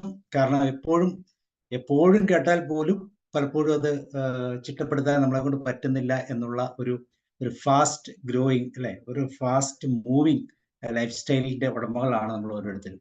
അപ്പൊ ആരെങ്കിലുമൊക്കെ വളരെ കൃത്യമായിട്ട് മുന്നോട്ട് പോകുന്നുണ്ടെങ്കിൽ അവർക്കൊരു വലിയ കൺഗ്രാജുലേഷൻസ് പറഞ്ഞുകൊണ്ട് സുനിൽ സാർ നന്ദി കൂടെ പറയുകയാണ്. സാർ, ഒരു ചെറിയ സംശയം ചോദിച്ചൊന്ന് തുടങ്ങട്ടെ. നമുക്ക് വിശപ്പ്, എനർജി കുറയുക അല്ലെങ്കിൽ ഷുഗർ കുറഞ്ഞാൽ പെട്ടെന്ന് നമുക്ക് വിശപ്പ് തോന്നും എന്ന് നമ്മൾ കേട്ടിട്ടുണ്ട്. പ്രോട്ടീൻ കുറഞ്ഞാലും അതേ രീതിയിൽ ഒരു വിശപ്പിലേക്ക് നമ്മൾ കടന്നു വരും അല്ലേ?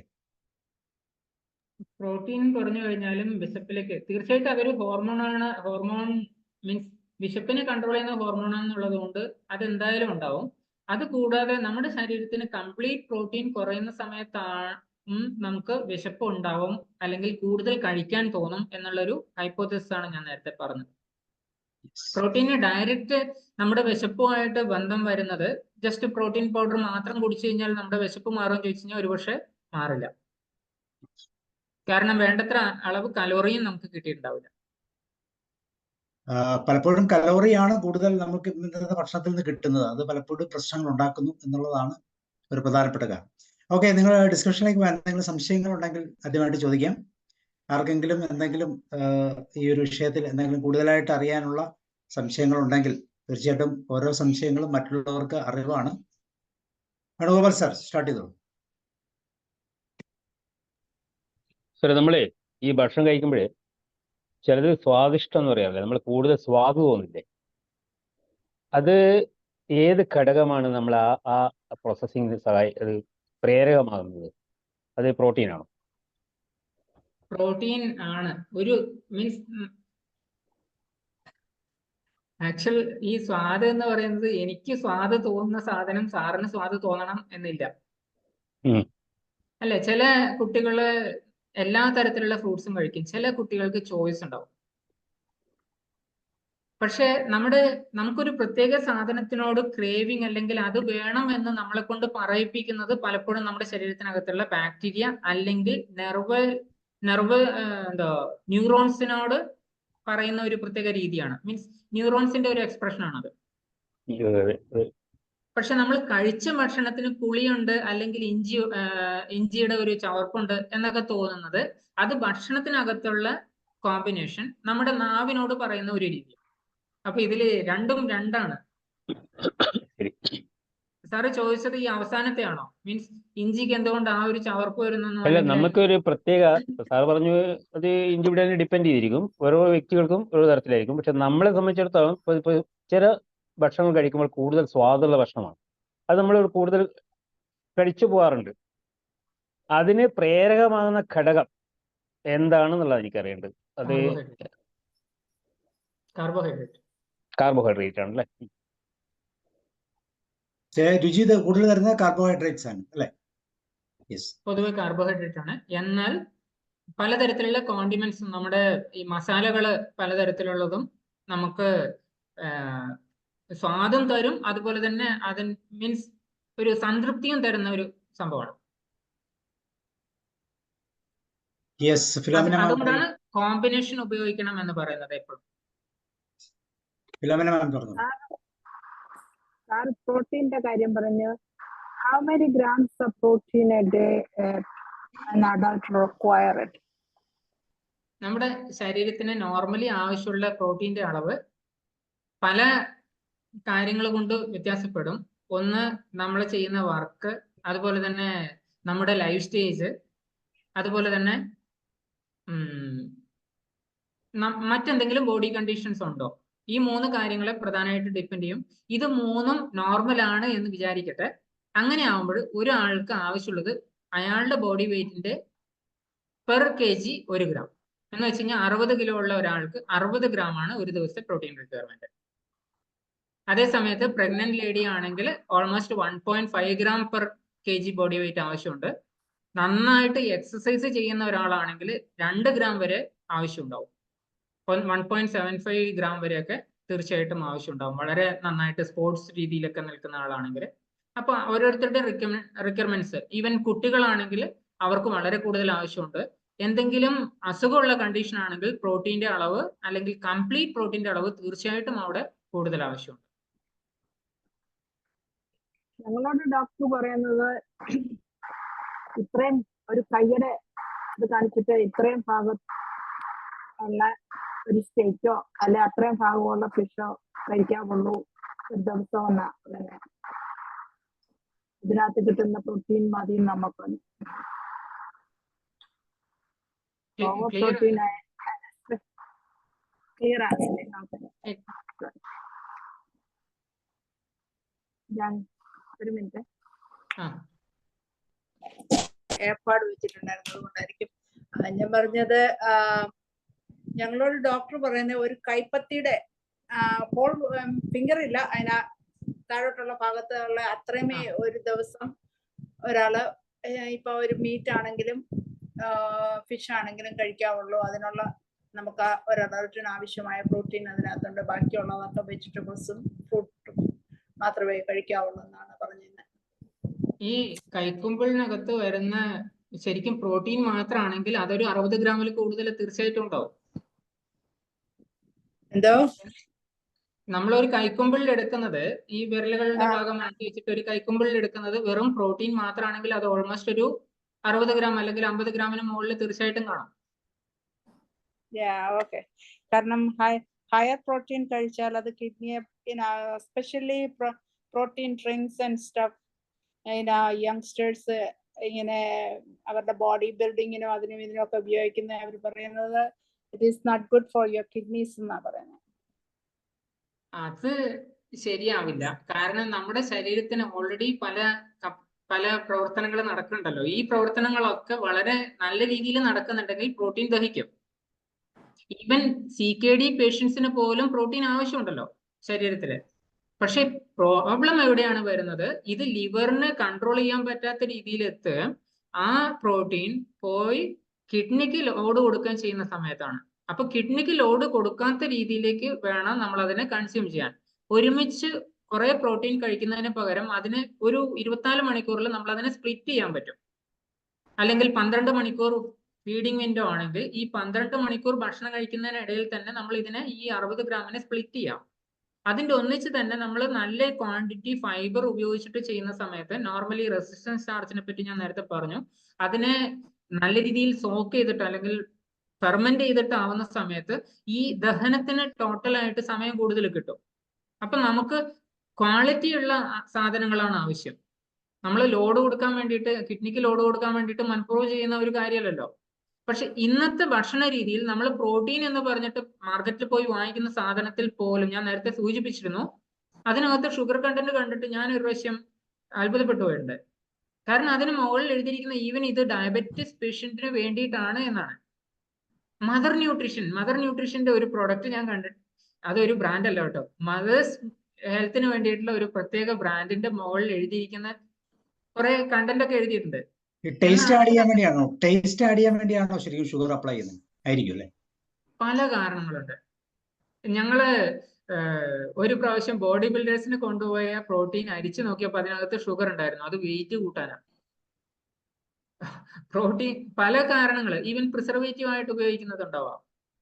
അപ്പൊ ഈ ആഡഡ് ആയിട്ടുള്ള സാധനങ്ങളുടെ അളവ് കുറച്ചു കഴിഞ്ഞാൽ തന്നെ നമുക്ക് ക്വാളിറ്റി ആയിട്ടുള്ള സാധനങ്ങൾ കിട്ടും. വെറൈറ്റി എന്ന് പറയുന്നതാണ് ഒരു സിംഗിൾ ലൈനിൽ പറയാൻ പറ്റുന്ന, അല്ലെങ്കിൽ സിംഗിൾ വേർഡിൽ നമുക്ക് പറയാൻ പറ്റുന്ന ഒരു ഉത്തരം. നമ്മൾ എത്രത്തോളം വെറൈറ്റി ആയിട്ടുള്ള സാധനങ്ങൾ കഴിക്കുന്നോ, ജസ്റ്റ് ചിക്കൻ ആണ് ഇന്നത്തെ പ്രോട്ടീൻ സോഴ്സ് എങ്കിൽ ചിക്കൻ മാത്രമാണെന്ന് നിങ്ങൾ വിചാരിക്കണ്ട, അരിയിലുണ്ട്.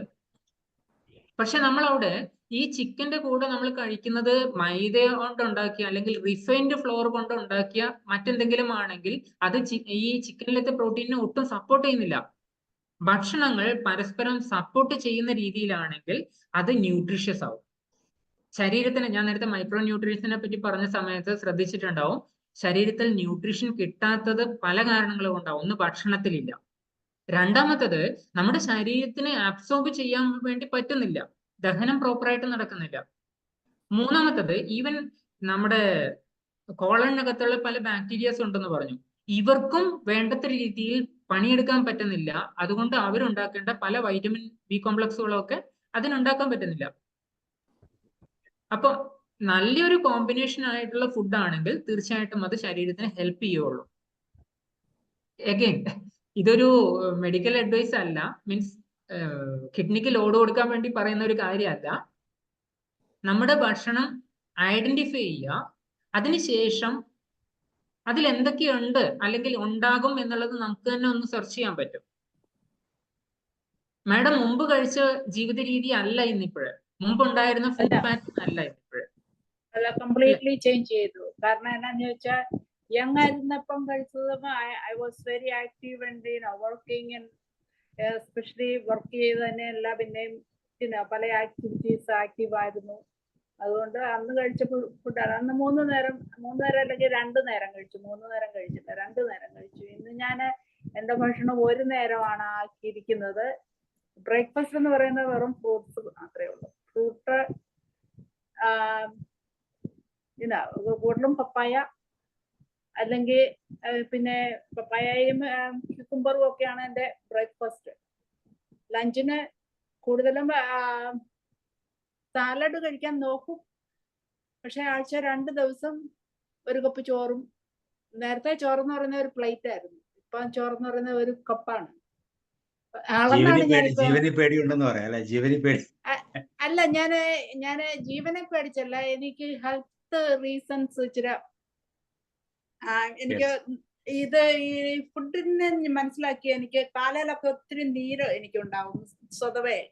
അപ്പൊ ഈ ഫുഡ് മാറ്റി കഴിഞ്ഞപ്പോ, ഫുഡിന്റെ പാറ്റേൺ മാറ്റി കഴിഞ്ഞപ്പോ എന്റെ അത് ഈവൻ യങ് ആയിരുന്നപ്പോഴും കാലയിലെല്ലാം നല്ല നീരുണ്ട്.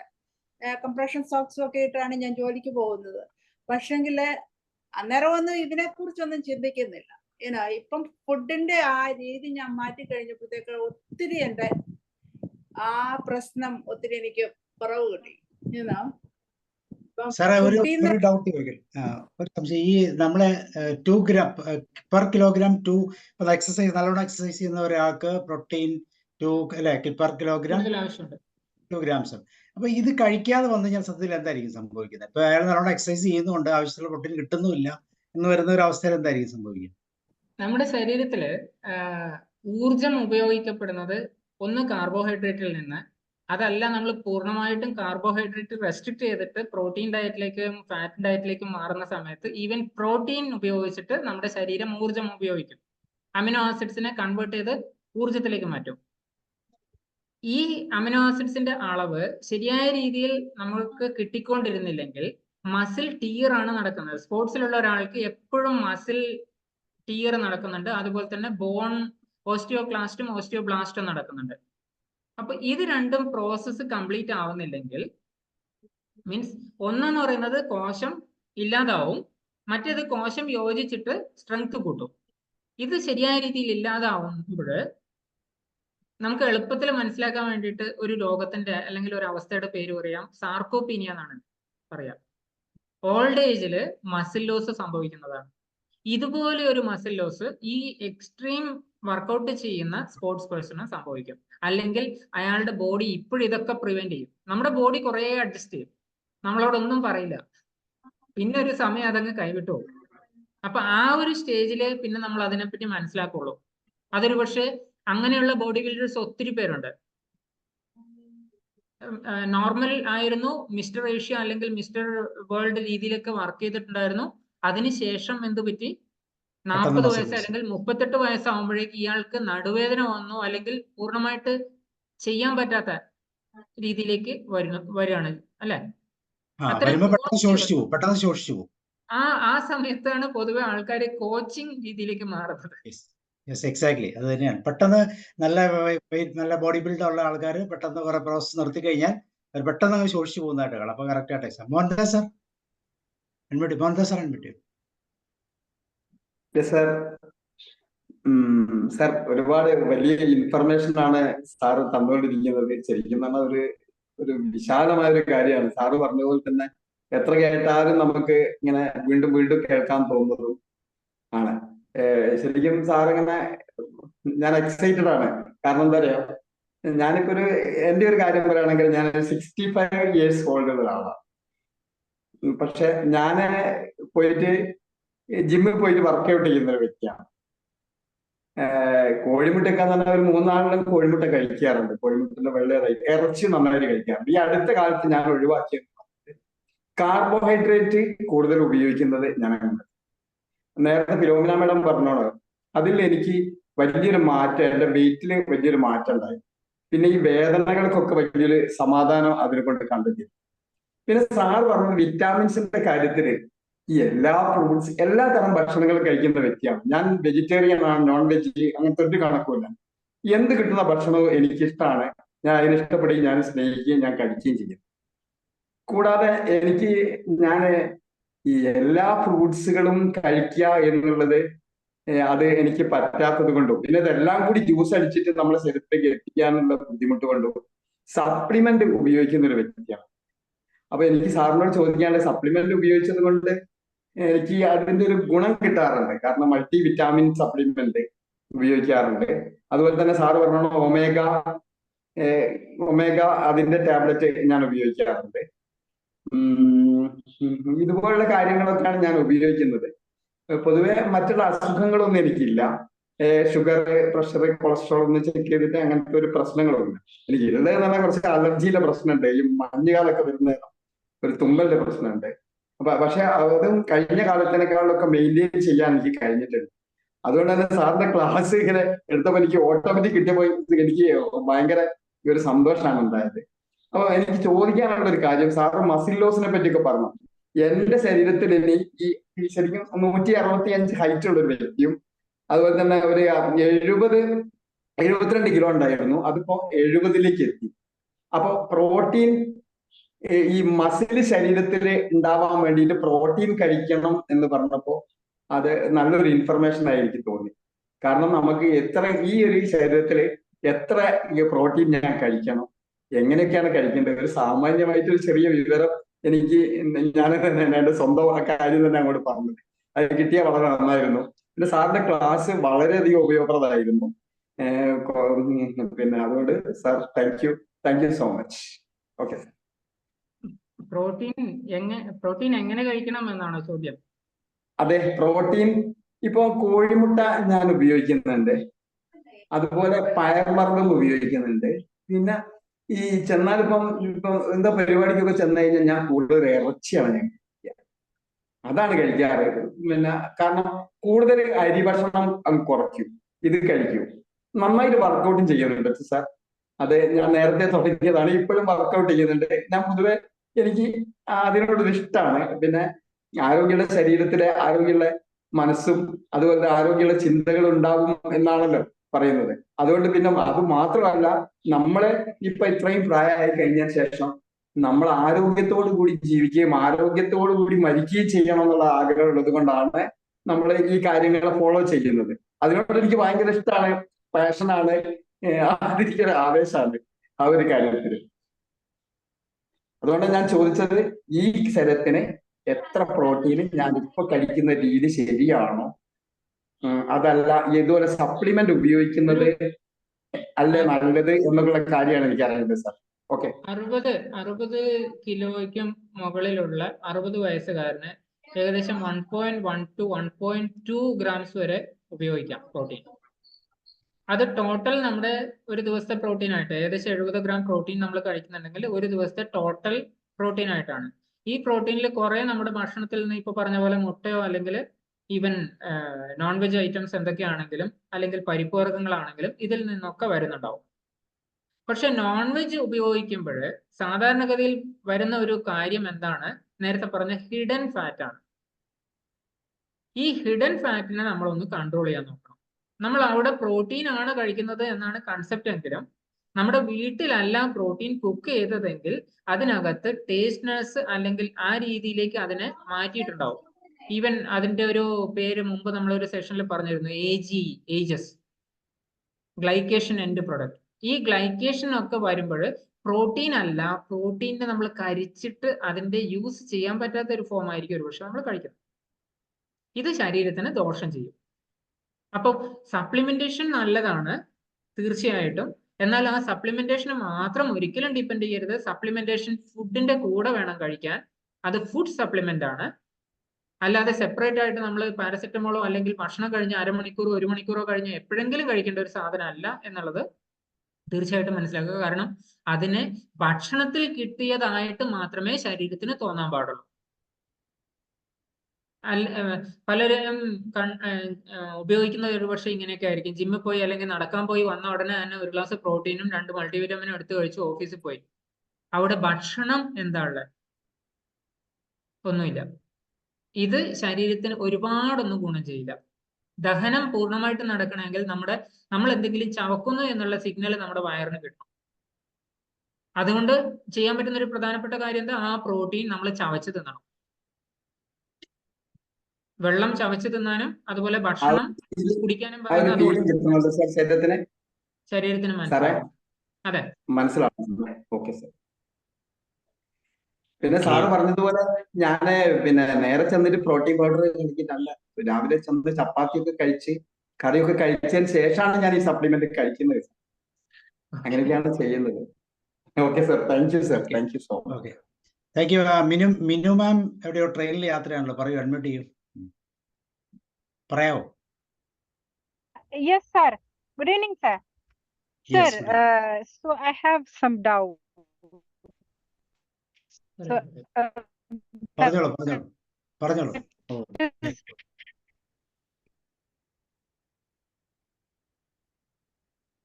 നെറ്റ് പ്രോബ്ലം ഉണ്ടല്ലേ? എന്നാ ടോമിസ് സാർ പറയൂ, തിരിച്ചു വരട്ടെ. Sir, thank U. വളരെ ഇൻഫോർമേറ്റീവ് ആയിട്ടുള്ള ഒരു ക്ലാസ് ആയിരുന്നു സാറിന്റെ. Okay, egg protein is of non-veg protein is of good biological value. തീർച്ചയായും.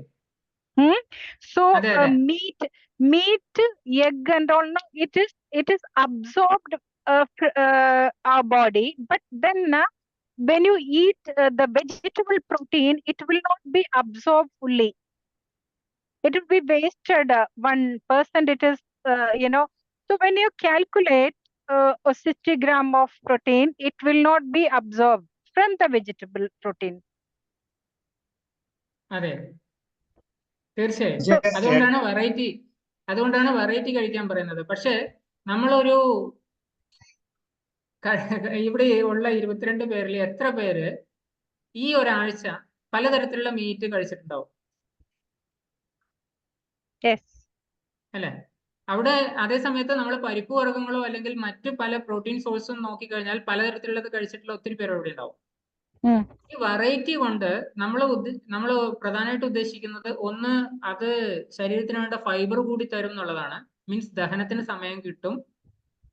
ഈ സമയം കിട്ടുന്നത് കൊണ്ട് തന്നെ നമ്മൾ നല്ല രീതിയിൽ കഴിച്ച് ഒരു വെൽ ബാലൻസ്ഡ് ഡയറ്റ് ആണെങ്കിൽ അതിനകത്ത് നിന്ന് നമുക്ക് വേണ്ട പ്രോട്ടീൻ സോഴ്സ് പ്ലാന്റ് പ്രോട്ടീൻ ആയിട്ട് തന്നെ കിട്ടും. അനിമൽ സോഴ്സ് മോശമായിട്ടല്ല ഞാൻ പറയുന്നത്. അനിമൽ സോഴ്സിൽ നിന്നുള്ള പ്രോട്ടീനും അല്ലെങ്കിൽ മറ്റ് ഈവൻ അയണും ഒക്കെ അബ്സോർപ്ഷൻ നടക്കുന്നത് വളരെ കൂടുതലാണ്. എന്നാൽ ഈ അനിമൽ സോഴ്സിനെ മാത്രം നമ്മൾ ഡിപ്പെൻഡ് ചെയ്തിട്ട് പറ്റില്ല. അവിടെ കോമ്പിനേഷൻ ആണ്. പ്രത്യേകിച്ച് നോൺ വെജിറ്റേറിയൻ ആണെങ്കിൽ എപ്പോഴും ഒരു അപ്പർ ഹാൻഡ് ഉള്ളത് അതുകൊണ്ടാണ്. പണ്ടത്തെ ചില സിനിമകളിലൊക്കെ ഈവൻ റീസെന്റ് ഞാൻ കണ്ട ഒരു സിനിമയിൽ അതിൽ ചോദിക്കുന്നത് തന്നെ ആ ബോക്സറുടെ പഞ്ചിന് എഫക്റ്റ് ഇല്ലാത്തതുകൊണ്ട് ആർ യു എ വേഗൻ എന്നാ ചോദിക്കുന്നത്. മീൻസ് നിങ്ങൾ ആ നോൺ വെജ് ഒന്നും കഴിച്ചിട്ടല്ലേ എന്നോട് ബോക്സിങ് ചെയ്യാൻ വന്നത് എന്നുള്ള ഒരു ചോദ്യത്തിലേക്കാണ് പോകുന്നത്. ആ ഒരു ചിന്ത ഒത്തിരി കാലങ്ങളായിട്ട് മാർക്കറ്റിൽ ഓൾറെഡി ഉള്ളതാണ്. എന്നാൽ അത് ശരിയല്ല. വേജൻ എന്ന് പറഞ്ഞിട്ട് ഭക്ഷണം കഴിക്കുന്നത് കുറവാണെങ്കിൽ മാത്രമേ അതവിടെ, അല്ലെങ്കിൽ പ്യുവർലി കാർബോഹൈഡ്രേറ്റ് ഡിപ്പെൻഡന്റ് ഡയറ്റിലേക്ക് പോയി കഴിഞ്ഞാൽ മാത്രമേ അത് മോശമാവുന്നുള്ളൂ. പ്യുവർ വെജിറ്റേറിയൻ ആയിട്ടുള്ള എത്രയോ സ്പോർട്സ് പേഴ്സണാലിറ്റീസ് ഉണ്ട്. ജസ്റ്റ് ഇപ്പം മാറിയ കോഹ്ലിയെ പറ്റി അല്ല പറയുന്നത്, ഓൾറെഡി ഉണ്ട്. സാർ, അപ്പോൾ ഇപ്പൊ മിനിമം പറഞ്ഞതിന്റെ അത് ഈ വെജിറ്റേറിയനും നോൺ വെജും കൂടെ കമ്പൈൻ ചെയ്ത് കഴിച്ചാൽ പ്രോട്ടീൻ അബ്സോർപ്ഷൻ കുറയും? നോൺ വെജും വെജും കൂടി കമ്പൈൻ ചെയ്ത് കഴിച്ചാൽ പ്രോട്ടീൻ അബ്സോർപ്ഷൻ കുറയില്ല. നമ്മുടെ ശരീരത്തിന് ഫുൾനെസ് കിട്ടും ആക്ച്വലി. യെസ്. വേറെ ടോമി സാർ പറയും. ഇവിടെ നല്ല മഴയുണ്ട്, ഞാൻ പുറത്തിരിക്കുകയാണ്. മഴ കൂടിയതല്ലേ ഇപ്പം, അതുകൊണ്ട് ഏതാണ് സാറിന്റെ ക്ലാസ് വളരെ ഇൻഫോർമേറ്റീവ് ആയിരുന്നു, വളരെ സന്തോഷമുണ്ട്. എനിക്ക് ചെറിയ സംശയം ചോദിക്കാനുള്ളത്, സാധാരണഗതിയിൽ നമ്മുടെ ബയോളജിക്കലായിട്ട് നമുക്ക് ഓരോരോ ഭക്ഷണത്തോട് ഒരു ആഭിമുഖ്യം തോന്നുന്നു, അതിലുള്ള എന്തെങ്കിലും ഒരു കണ്ടന്റ് നമ്മുടെ ശരീരത്തിൽ ആവശ്യമായി വരുന്ന ഒരു സമയത്ത്, അപ്പോൾ അത് നമുക്ക് താല്പര്യം തോന്നുന്നൊരു ഭക്ഷണം കൂടുതൽ കഴിക്കുന്ന ആ ഒരു ശീലം എനിക്കുണ്ട് കേട്ടോ. താല്പര്യമുള്ള സാധനം കൂടുതൽ കഴിക്കും. പ്രത്യേകിച്ചും ഈ പഴങ്ങൾ, ചക്കപ്പഴം, മാങ്ങാപ്പഴത്തിനൊക്കെ കാലമായി കഴിഞ്ഞാൽ അതിനൊന്നും ലിമിറ്റില്ല. അപ്പം അത് നമ്മുടെ ശരീരത്തിന് അത് പോസിറ്റീവായിട്ട് ഗുണം ചെയ്യില്ലേ? അതൊരു സംശയം എനിക്ക്. ഇല്ല. എളുപ്പത്തിൽ ഞാൻ പറയുന്ന 2 ആൾക്കാരെ നോക്കാനാ. ഒന്ന്, ഈ വൈകുന്നേരം 6 മണിയാകുമ്പോഴേക്ക് ക്യൂ നിൽക്കുന്ന ഒരു സ്ഥലമുണ്ട് ആൾക്കാര്. പ്രത്യേകിച്ച് അവർക്ക് ആ സാധനത്തിലെ എന്തെങ്കിലും ഒരു കണ്ടന്റിനോട് ശരീരത്തിനത് വേണം തോന്നുന്നത് കൊണ്ടാണെന്ന് പറഞ്ഞില്ലേ. ആൽക്കഹോൾ ആണെങ്കിലും ഈവൻ സ്മോക്കിംഗ് ആണെങ്കിലും ശരീരത്തിന് വേണം തോന്നുന്നത് ഒരു തരത്തിലുള്ള അഡിക്ഷൻ ആണ്.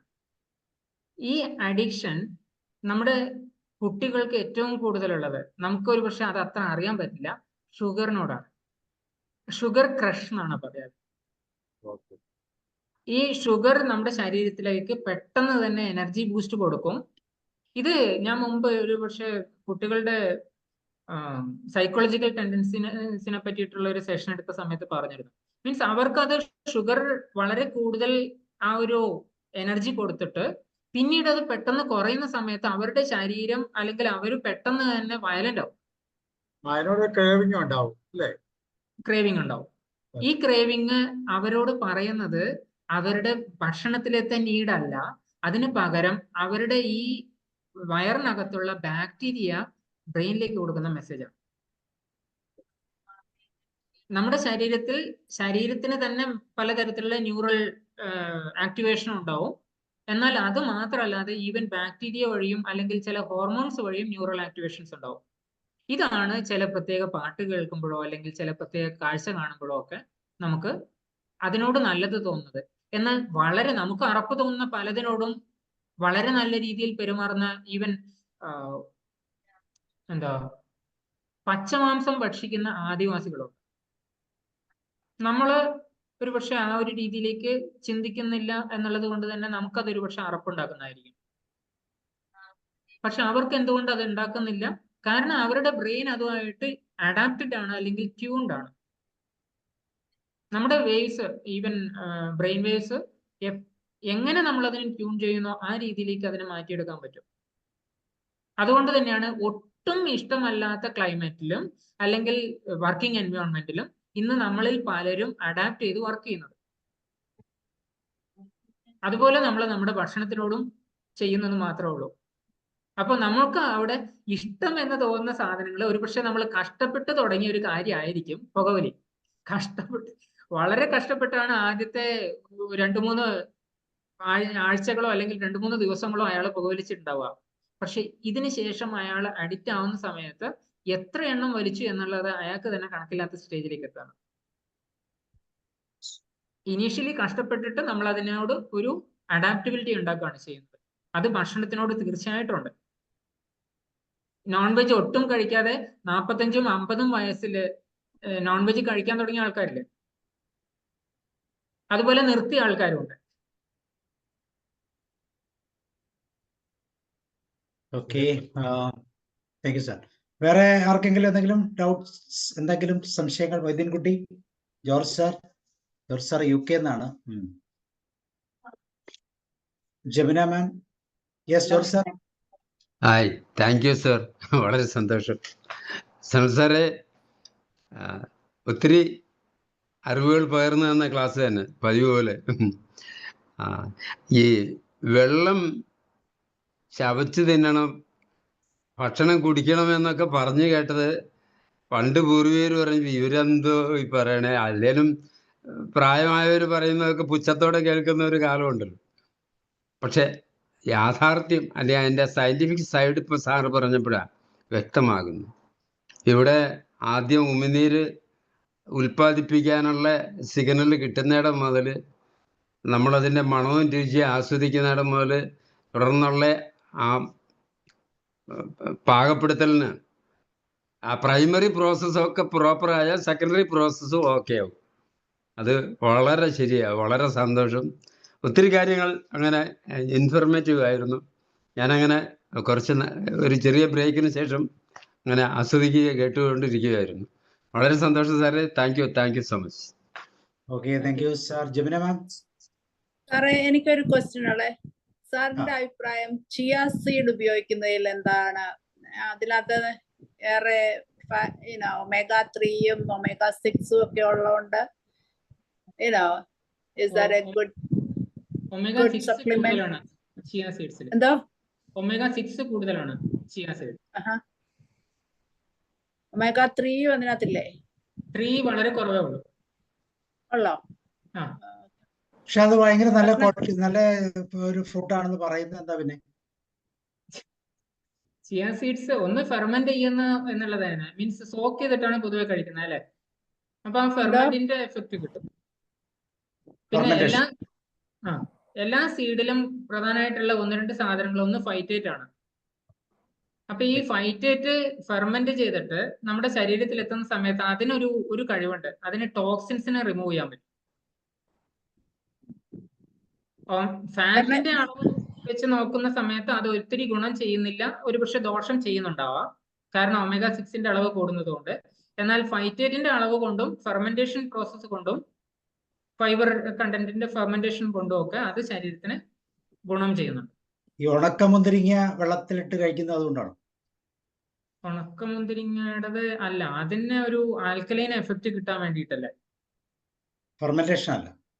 ഫെർമെന്റേഷൻ എന്നുള്ളതിനേക്കാൾ കൂടുതൽ അതിന്റെ മീൻസ് അതിന്റെ ഷുഗർ കുറഞ്ഞിട്ട് ഒരുപക്ഷെ ആൽക്കലൈനിറ്റി കൂടാൻ വേണ്ടിയിട്ടാണ്.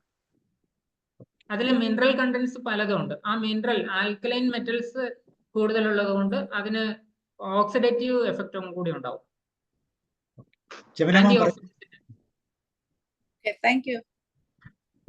നമസ്കാരം സാർ.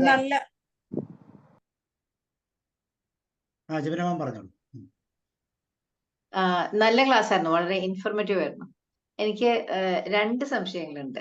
ഒന്ന്, നേരത്തെ പറഞ്ഞാല് റെസിസ്റ്റന്റ് സ്റ്റാർച്ച് എന്ന് പറഞ്ഞു, അത് എങ്ങനെയാന്ന് ഒന്നുകൂടി ഒന്ന് പറഞ്ഞാൽ തിരക്കില്ല. അങ്ങനെയുള്ള ഫുഡ് ഉണ്ടോ? അത് എങ്ങനെയാണ് നമ്മൾ ഉപയോഗിക്കേണ്ടത്, എങ്ങനെയാ അത് ഇംപ്ലിമെന്റ് ചെയ്യേണ്ടത് എന്നുള്ള ഒരെണ്ണം. രണ്ടാമത്തെ ഒരു കാര്യം, ഈ ഹെർബാ ലൈഫ് എന്നുകൊണ്ടൊരു ഭക്ഷണ ഫുഡ് സംസ്കാരം തന്നെ ഇപ്പൊ ഇങ്ങനെ വന്നുകൊണ്ടിരിക്കുന്നുണ്ട്. അപ്പൊ അതിനെക്കുറിച്ച്, അതിലും വലിയ പ്രോട്ടീൻ ആയിരിക്കണം, കാർബോഹൈഡ്രേറ്റ് കുറയ്ക്കണം, ഇങ്ങനെയൊക്കെയാണ് അവരുടെ ഒരു ഇത് അങ്ങനെ കേട്ടിട്ടുണ്ട്. അപ്പോൾ അതിനെക്കുറിച്ചും എന്തെങ്കിലും ഈ പറഞ്ഞ നമ്മളിപ്പോ ഡിസ്കസ് ചെയ്തതില് കാർബോഹൈഡ്രേറ്റും ഒക്കെ കുറച്ച് പ്രോട്ടീനിലേക്ക് ഇമ്പോർട്ടൻസ് കൊടുക്കുക എന്നുള്ള രീതിയിൽ പറഞ്ഞപ്പോ അതിനെക്കുറിച്ച് എന്തെങ്കിലും അറിയാമെങ്കിൽ ഒന്ന് പറഞ്ഞാൽ തിരക്കില്ല. ഒന്നാമത്തെ ചോദ്യം, റെസിസ്റ്റന്റ് സ്റ്റാർച്ച്. നമ്മുടെ കഞ്ഞിയില്ലേ, കഞ്ഞി തലേ ദിവസം വെച്ച കഞ്ഞി പിറ്റേന്ന് രാവിലെ കുടിക്കുന്ന ഒരു രീതി മുമ്പുണ്ടായിരുന്നു. പ്രത്യേകിച്ച് പഴങ്കഞ്ഞി ആക്കിയിട്ട് അത് പ്രത്യേകിച്ച് രാവിലെ പണിക്ക് പോകുമ്പോൾ വയലിലാണെങ്കിലും എവിടെയാണെങ്കിലും മീൻസ് ശരിക്കും ഹാർഡ് വർക്ക് ചെയ്യുന്ന ആൾക്ക് പോലും അത് വളരെ ഗുണം ചെയ്യുന്ന രീതിയിലാണ് അനുഭവപ്പെട്ടിരുന്നത്. അതിലത്തെ ഒരു പ്രധാനപ്പെട്ട കാരണം, അതിൽ ഈ റെസിസ്റ്റന്റ് സ്റ്റാർച്ച് ഫോം ചെയ്യുന്നത് കൊണ്ട് കലോറി മാത്രമല്ല അതിൽ നിന്ന് കിട്ടുന്നത്, അതിന് ഡ്യൂറബിലിറ്റി മീൻസ് കുറെ കൂടുതൽ നേരത്തേക്ക് സാഷ്യേഷൻ ആയിട്ട് ഉണ്ടാവുകയും ചെയ്യും. അതിനനുസരിച്ച് സ്ലോ എനർജി വന്നുകൊണ്ടിരിക്കുകയും ചെയ്യും. ബാക്ടീരിയക്ക് നല്ല ഹെൽത്ത് കിട്ടുകയും ചെയ്യും. ഇങ്ങനെ ഒരു കാര്യമായിരുന്നു. സാധാരണഗതിയിൽ ഈ റെസിസ്റ്റന്റ് സ്റ്റാർച്ച് ഉണ്ടാക്കാൻ വേണ്ടിയിട്ട് ചെയ്യുന്ന ഒരു മെത്തേഡ് എന്ന് വെച്ച് കഴിഞ്ഞാൽ, ചൂടാക്കി അല്ലെങ്കിൽ കഞ്ഞി എന്തായാലും അത് വേവിച്ചതിന് ശേഷം അതിനെ ഫ്രീസറിൽ വെച്ച് അല്ലെങ്കിൽ ഒരു 10 ഡിഗ്രി സെൽഷ്യസിന് താഴെ വെച്ച് തണുപ്പിക്കുക എന്നുള്ളതാണ്. ഇങ്ങനെ തണുപ്പിച്ചു കഴിഞ്ഞാൽ റെസിസ്റ്റന്റ് ഫോമിലേക്ക് മാറും. അമിലോസും അമിലോപെക്റ്റിനും 2 തരത്തിലുള്ള കാർബോഹൈഡ്രേറ്റ് ഉണ്ട്. ഈ അമിലോപെക്റ്റിൻ രൂപത്തിലുള്ളതിനെ കൂടുതൽ സമയം കൊടുത്തിട്ട് ചെയ്യുന്നതാണ്. അപ്പൊ ഈ കണ്ടന്റ് ഏതിലൊക്കെ ഉണ്ടോ, ഫുഡ് പാർട്ടിക്കിൾസിലുണ്ടോ, അതൊക്കെ നമുക്ക് ആ രീതിയിലേക്ക് മാറ്റാൻ പറ്റും. അതിനൊരു നല്ല ഉദാഹരണം കിഴങ്ങ് വർഗ്ഗങ്ങളിൽ ഉരുളക്കിഴങ്ങാണ്. അതെങ്ങനെയപ്പോ? സെയിം ഇതേപോലെ തന്നെ ചൂടാക്കി അതിനുശേഷം തണുപ്പിച്ചിട്ട് ഫ്രിഡ്ജിൽ വെച്ച് തണുപ്പിക്കുക, ഫ്രീസറില് ഫ്രിഡ്ജിൽ വെച്ച് തണുപ്പിക്കുക. പിന്നെ നമ്മൾ ഉപയോഗിക്കുമ്പോൾ രണ്ടാമത് ചൂടാക്കണം നല്ലതല്ല എന്നല്ലേ പറയാ? ഫ്രിഡ്ജിൽ വെച്ചിട്ട് തണുപ്പിക്കുന്നത് നമുക്ക് ഇങ്ങനെ ഉപയോഗിക്കാൻ വേണ്ടിയിട്ടാണ്. ഓക്കെ, അപ്പൊ പിന്നീട് നമ്മളത് ഉപയോഗിക്കുമ്പോ ചൂടാക്കി അല്ലെങ്കിൽ അങ്ങനെ ഉപയോഗിക്കാൻ പാടില്ല. ചൂടാക്കരുത്. കാരണം അതിൽ ഫെർമെന്റേഷനും ഓൾറെഡി ബാക്ടീരിയ ഫോർമേഷനും ഒക്കെ നടക്കുന്നുണ്ടാവും. ആ ബാക്ടീരിയയെ പിന്നെ നമ്മൾ കളയണ്ട. ഓക്കെ ഓക്കെ, അപ്പൊ തണുത്ത് തന്നെ കഴിക്കാം എന്നർത്ഥം. തണുത്തതല്ല, അത് റൂം ടെമ്പറേച്ചറിലേക്ക് വന്നതിന് ശേഷം കഴിക്കാം. Okay okay. രണ്ടാമത്തെ ചോദ്യം, ഹെർബലൈഫ് എന്ന് പറയുന്നത് ഒരു ഫുഡ് സംസ്കാരമല്ല, അതൊരു കമ്പനിയുടെ പേരാണ്. എന്നാൽ അവര് പറയുന്നതും ന്യൂട്രീഷനായിട്ട് ബന്ധപ്പെട്ടിട്ട് ഇതുപോലെയുള്ള കാര്യങ്ങളാണ് പറയുന്നതെങ്കിൽ തീർച്ചയായിട്ടും അത് നല്ലത് തന്നെ ആയിരിക്കും. എന്നാലും നമ്മുടെ കോമൺ സെൻസ് ഉപയോഗിക്കുക, അതിനനുസരിച്ച് പ്രവർത്തിക്കുക. നമ്പർ 1. നമ്പർ 2, ഫുഡ് റീപ്ലേസ്മെന്റ് എന്ന് പറയുന്നത് നമ്മൾ എപ്പോഴും ചെയ്യേണ്ട ഒരു കാര്യമല്ല. ഹെർബലൈഫിനെ പറ്റി ഞാൻ കൺസൾട്ടേഷൻ എടുക്കുന്ന സമയത്ത് പല ആൾക്കാരും വന്നിട്ട് പറയുന്നത് എന്താണെന്ന് വെച്ച് കഴിഞ്ഞാൽ, ഞാൻ തടി കുറയ്ക്കാൻ വേണ്ടിയിട്ട് ആ ഭക്ഷണം, ആ ജ്യൂസ് മാത്രം കുടിച്ചു, പക്ഷെ ജ്യൂസ് നിർത്തിയപ്പോൾ തടി കൂടി എന്നുള്ള ഒരു സിമ്പിൾ കാര്യമാണ് പറയാറ്. അങ്ങനെ തടി കുറയ്ക്കാൻ വേണ്ടിയിട്ട് ഒരു നേരത്തെ ഭക്ഷണം ഒഴിവാക്കേണ്ടതല്ല, അല്ലെങ്കിൽ ആ ഭക്ഷണം ഒഴിവാക്കിയിട്ട് നമ്മൾ കഴിക്കേണ്ട ഒരു സാധനമല്ല ന്യൂട്രീഷൻ. ന്യൂട്രീഷൻ ഞാൻ നേരത്തെ വേറെ ആരോ സംസാരിച്ചപ്പോഴും ഞാൻ പറഞ്ഞു, മോഹൻദാസ് സാറാണെന്ന് തോന്നുന്നു, ഭക്ഷണത്തിന്റെ കൂടെ കഴിക്കേണ്ടതാണ് ഭക്ഷണ സപ്ലിമെന്റുകൾ.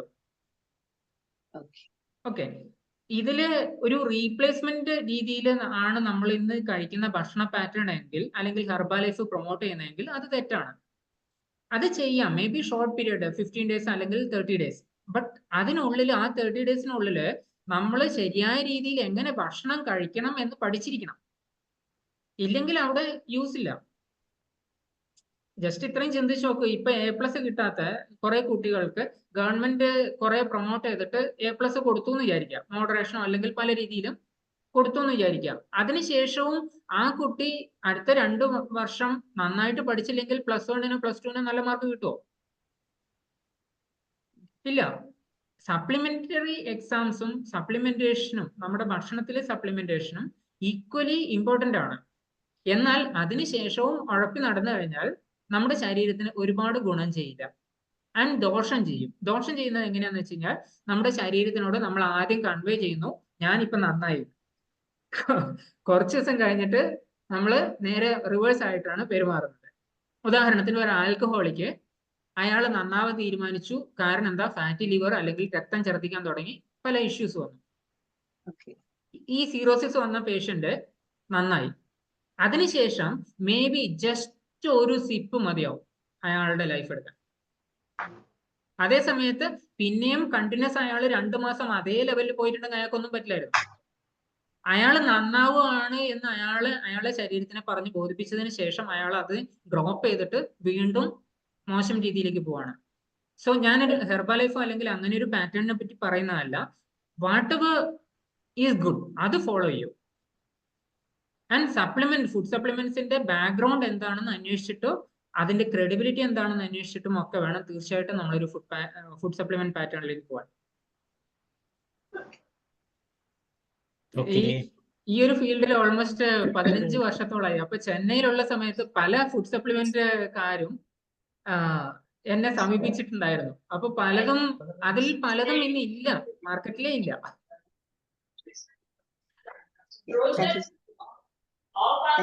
പറയൂ മാം. സാറേ നമസ്കാരം സാറേ, നല്ല ക്ലാസ് ആയിരുന്നു. സാബു സാർ നമസ്കാരം.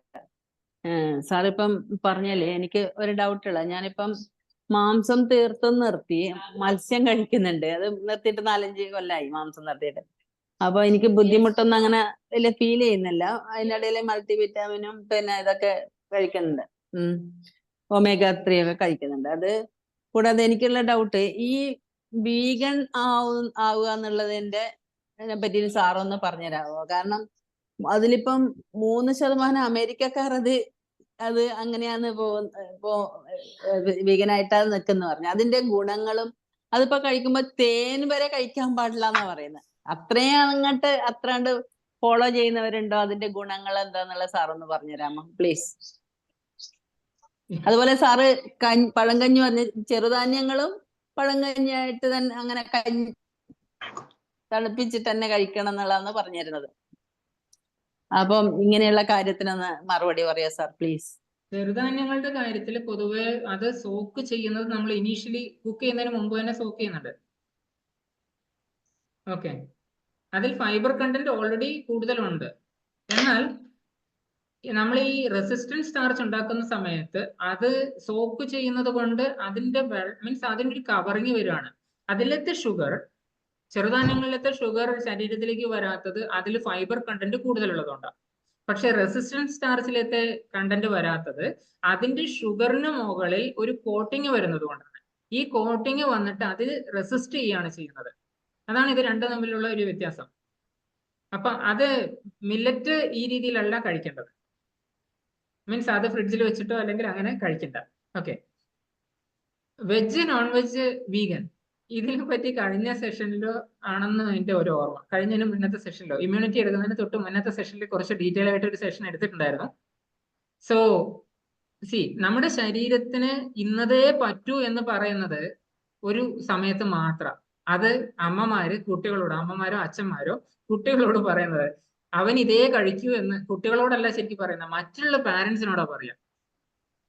എന്റെ മോനെ ഇത് മാത്രമേ വേണ്ടൂ, മുട്ട ഉണ്ടെങ്കിലേ അവൻ ചോറ് കഴിക്കും, അല്ലെങ്കിൽ മീൻ ഉണ്ടെങ്കിലേ അവൻ ചോറ് കഴിക്കും എന്ന് പറയുന്ന ഒരുപാട് പേരെ ഞാൻ കണ്ടിട്ടുണ്ട്. പക്ഷെ ഒരു പ്രായം വന്നു കഴിഞ്ഞാൽ അല്ലെങ്കിൽ മറ്റെന്തെങ്കിലും ജീവിതശൈലി പ്രശ്നങ്ങൾ വന്നു കഴിഞ്ഞാൽ ഓട്ടോമാറ്റിക്കലി നമ്മുടെ ചോയ്സസ് ഒക്കെ പിന്നെ ഹെൽത്തി ആവുകയാണ്. നമ്മൾ എല്ലാത്തിനും ഐഡന്റിഫൈ ചെയ്യാൻ നോക്കുകയാണ്. ഇതാണോ പ്രശ്നം, ഇതാണോ പ്രശ്നം. എന്തിനാ ഈ പ്രശ്നം ഐഡന്റിഫൈ ചെയ്യാൻ പോകുന്നത്? നമുക്ക് ഹെൽത്തിന് എന്ത് വേണം എന്നുള്ളതല്ലേ കൂടുതൽ അറിയേണ്ടത്. അപ്പൊ ഹെൽത്തി ആയിട്ടുള്ള പാറ്റേൺ എന്താണെന്ന് ഐഡന്റിഫൈ ചെയ്യുക. അത് നമ്മുടെ ശരീരത്തിന് 2-3 ദിവസം ഉപയോഗിക്കുമ്പോൾ അറിയാൻ പറ്റും അത് സ്യൂട്ടബിൾ ആവുന്നുണ്ടോ. സ്യൂട്ടബിൾ ആവുന്നുണ്ടെങ്കിൽ തീർച്ചയായിട്ടും അത് കണ്ടിന്യൂ ചെയ്യുക. മീൻ ഉപയോഗിക്കുന്നത് നിർത്തണ്ട. അമേരിക്കയിലെ 3% ജനങ്ങള് വീഗൻ ആയതുകൊണ്ട് അവർക്ക് ഹെൽത്ത് ബെനിഫിറ്റ് ഉണ്ടായി എന്ന് വെച്ചിട്ട് ഇവിടെ ഇരിക്കുന്ന ഒരു മാഡം മാറിയത് കൊണ്ട് എന്തെങ്കിലും വ്യത്യാസം ഉണ്ടാവുമോ? അതേ സമയത്ത് എപ്പോഴും ആരോഗ്യത്തിനെ കൺസേൺ ചെയ്തിട്ടാണ് നമ്മൾ ഈ ചെയ്യുന്നതെങ്കിൽ എളുപ്പത്തിൽ നമ്മൾ ഫോളോ ചെയ്യേണ്ട 4 പില്ലറും റെഡിയാക്കുക എന്നുള്ളതാണ്. ഭക്ഷണം, എക്സസൈസ് അല്ലെങ്കിൽ വ്യായാമം, അതുപോലെ തന്നെ ഉറക്കം, അതുപോലെ ഭക്ഷണം, വ്യായാമം, വിശ്രമം അല്ലെങ്കിൽ ഉറക്കം, അതുപോലെ തന്നെ പോസിറ്റീവ് ആറ്റിറ്റ്യൂഡ്. ഈ 4 കാര്യങ്ങളും റെഡിയാക്കുക എന്നുള്ളതാണ്. ഇത് റെഡിയാക്കിയിട്ട് 2ാമത്തെ ദിവസം മുതൽ നിങ്ങൾക്ക് സെപ്പറേറ്റ് ഒരു വൈബ് ഉണ്ടാവും. മറ്റുള്ള അമേരിക്കയുടെ 3% ജനങ്ങൾ എന്ത് മാറിക്കഴിഞ്ഞാലും നിങ്ങൾക്ക് ഒരു വൈബ് ഉണ്ടാവാൻ പോണില്ല. ഞാൻ എന്ത് ഡിസിഷൻ എടുത്തിട്ട് എൻ്റെ ജീവിതത്തിൽ മാറ്റം വരുത്തുന്നോ അതാണ് എൻ്റെ ടോട്ടൽ, എനിക്ക് ലൈഫിനോടുള്ള ആകത്തുക മാറുന്നത് അങ്ങനെയാണ് അല്ലെ. അപ്പൊ ആ ഒരു രീതിയിൽ വീഗൻ ഡയറ്റിൽ അത്രയൊക്കെ ഫോളോ ചെയ്യുന്നുണ്ട്. അവർ ഫോളോ ചെയ്യുന്നതിന് അവരുടേതായിട്ടുള്ള കാരണങ്ങൾ ഓൾറെഡി കണ്ടുപിടിച്ചിട്ടുണ്ട്. It's okay. ഓക്കെ സാർ, അത് നല്ലതാണോ അല്ല അത് ദോഷാണോ എന്നുള്ള രീതിയിൽ? വീഗൻ ഡയറ്റ് അതെ, വളരെ അതും ദയത്തിന് നല്ലതാണോ? വളരെ സിമ്പിൾ ആയിട്ട് പറയാം, വീഗൻ ഡയറ്റ് വളരെ മോശമാണ്. എല്ലാം പോയി. അല്ല, എനിക്കത് അറിയണമായിരുന്നു. കാരണം ഒരു പയ്യൻ അങ്ങനെ ചെയ്തിട്ട് വൈദ്യര് പറഞ്ഞു നീ വീഗൻ ആവണ്ടെന്ന് പറഞ്ഞ് മാറിയായിരുന്നു. അതാ എനിക്ക് ചോദിക്കാനുണ്ടായിരുന്നു. എന്നെ കൊണ്ട് അത് പറയിച്ചാൽ നടക്കും. ഇതാണ് കുഴി ചാടിക്കാതെ. Okay, thank U. വേറെ ആരെങ്കിലും പറയാനുള്ള എന്തെങ്കിലും സംശയങ്ങളുണ്ടോ? ശരീരത്തിന് കിട്ടേണ്ട ഒത്തിരി മൈക്രോ ന്യൂട്രിയൻസ് അവിടെ നഷ്ടപ്പെടുകയാണ് ചെയ്യുക വീഗൻ ഡയറ്റ് ഫോളോ ചെയ്യുമ്പോൾ. കാരണം പാലുൽപ്പന്നങ്ങളും അതുപോലെ തന്നെ മുട്ട, അതുപോലെ തന്നെ എന്താണ് തേൻ പോലെയുള്ള സാധനങ്ങൾ, ഇതൊക്കെ ടോട്ടലി നമ്മൾ നിർത്തുന്ന സമയത്ത് നമുക്ക് ശരീരത്തിൽ ഒത്തിരി ഡെഫിഷ്യൻസീസ് ഉണ്ടാവും. അത് കവർ ചെയ്യാൻ വേണ്ടിയിട്ട് സപ്ലിമെന്റ്സ് എടുക്കാത്ത ഒരു വീഗൻ ഡയറ്റിനെ 10 കൊല്ലം അല്ലെങ്കിൽ 20 കൊല്ലമായിട്ട് ഞാൻ വളരെ നന്നായിട്ടുണ്ട് എന്ന് പറയുന്നത് കണ്ടു കഴിഞ്ഞാൽ ഞാൻ ഞാൻ ഈവൻ അതിൽ പല സ്റ്റാർസിന്റെയും കഴിഞ്ഞ ദിവസം ഞാൻ വീഗൻ അതിൽ ഉൾപ്പെടുത്താത്തതാണ്, പല ഹൈ പ്രൊഫൈൽ ആയിട്ടുള്ള ആൾക്കാരുടെയും വീഡിയോസ് ഞാൻ കണ്ടിരുന്നു.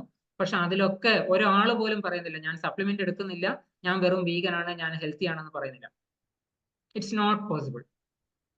പകുതി പേടിച്ചിട്ടായിരിക്കും അല്ലെ?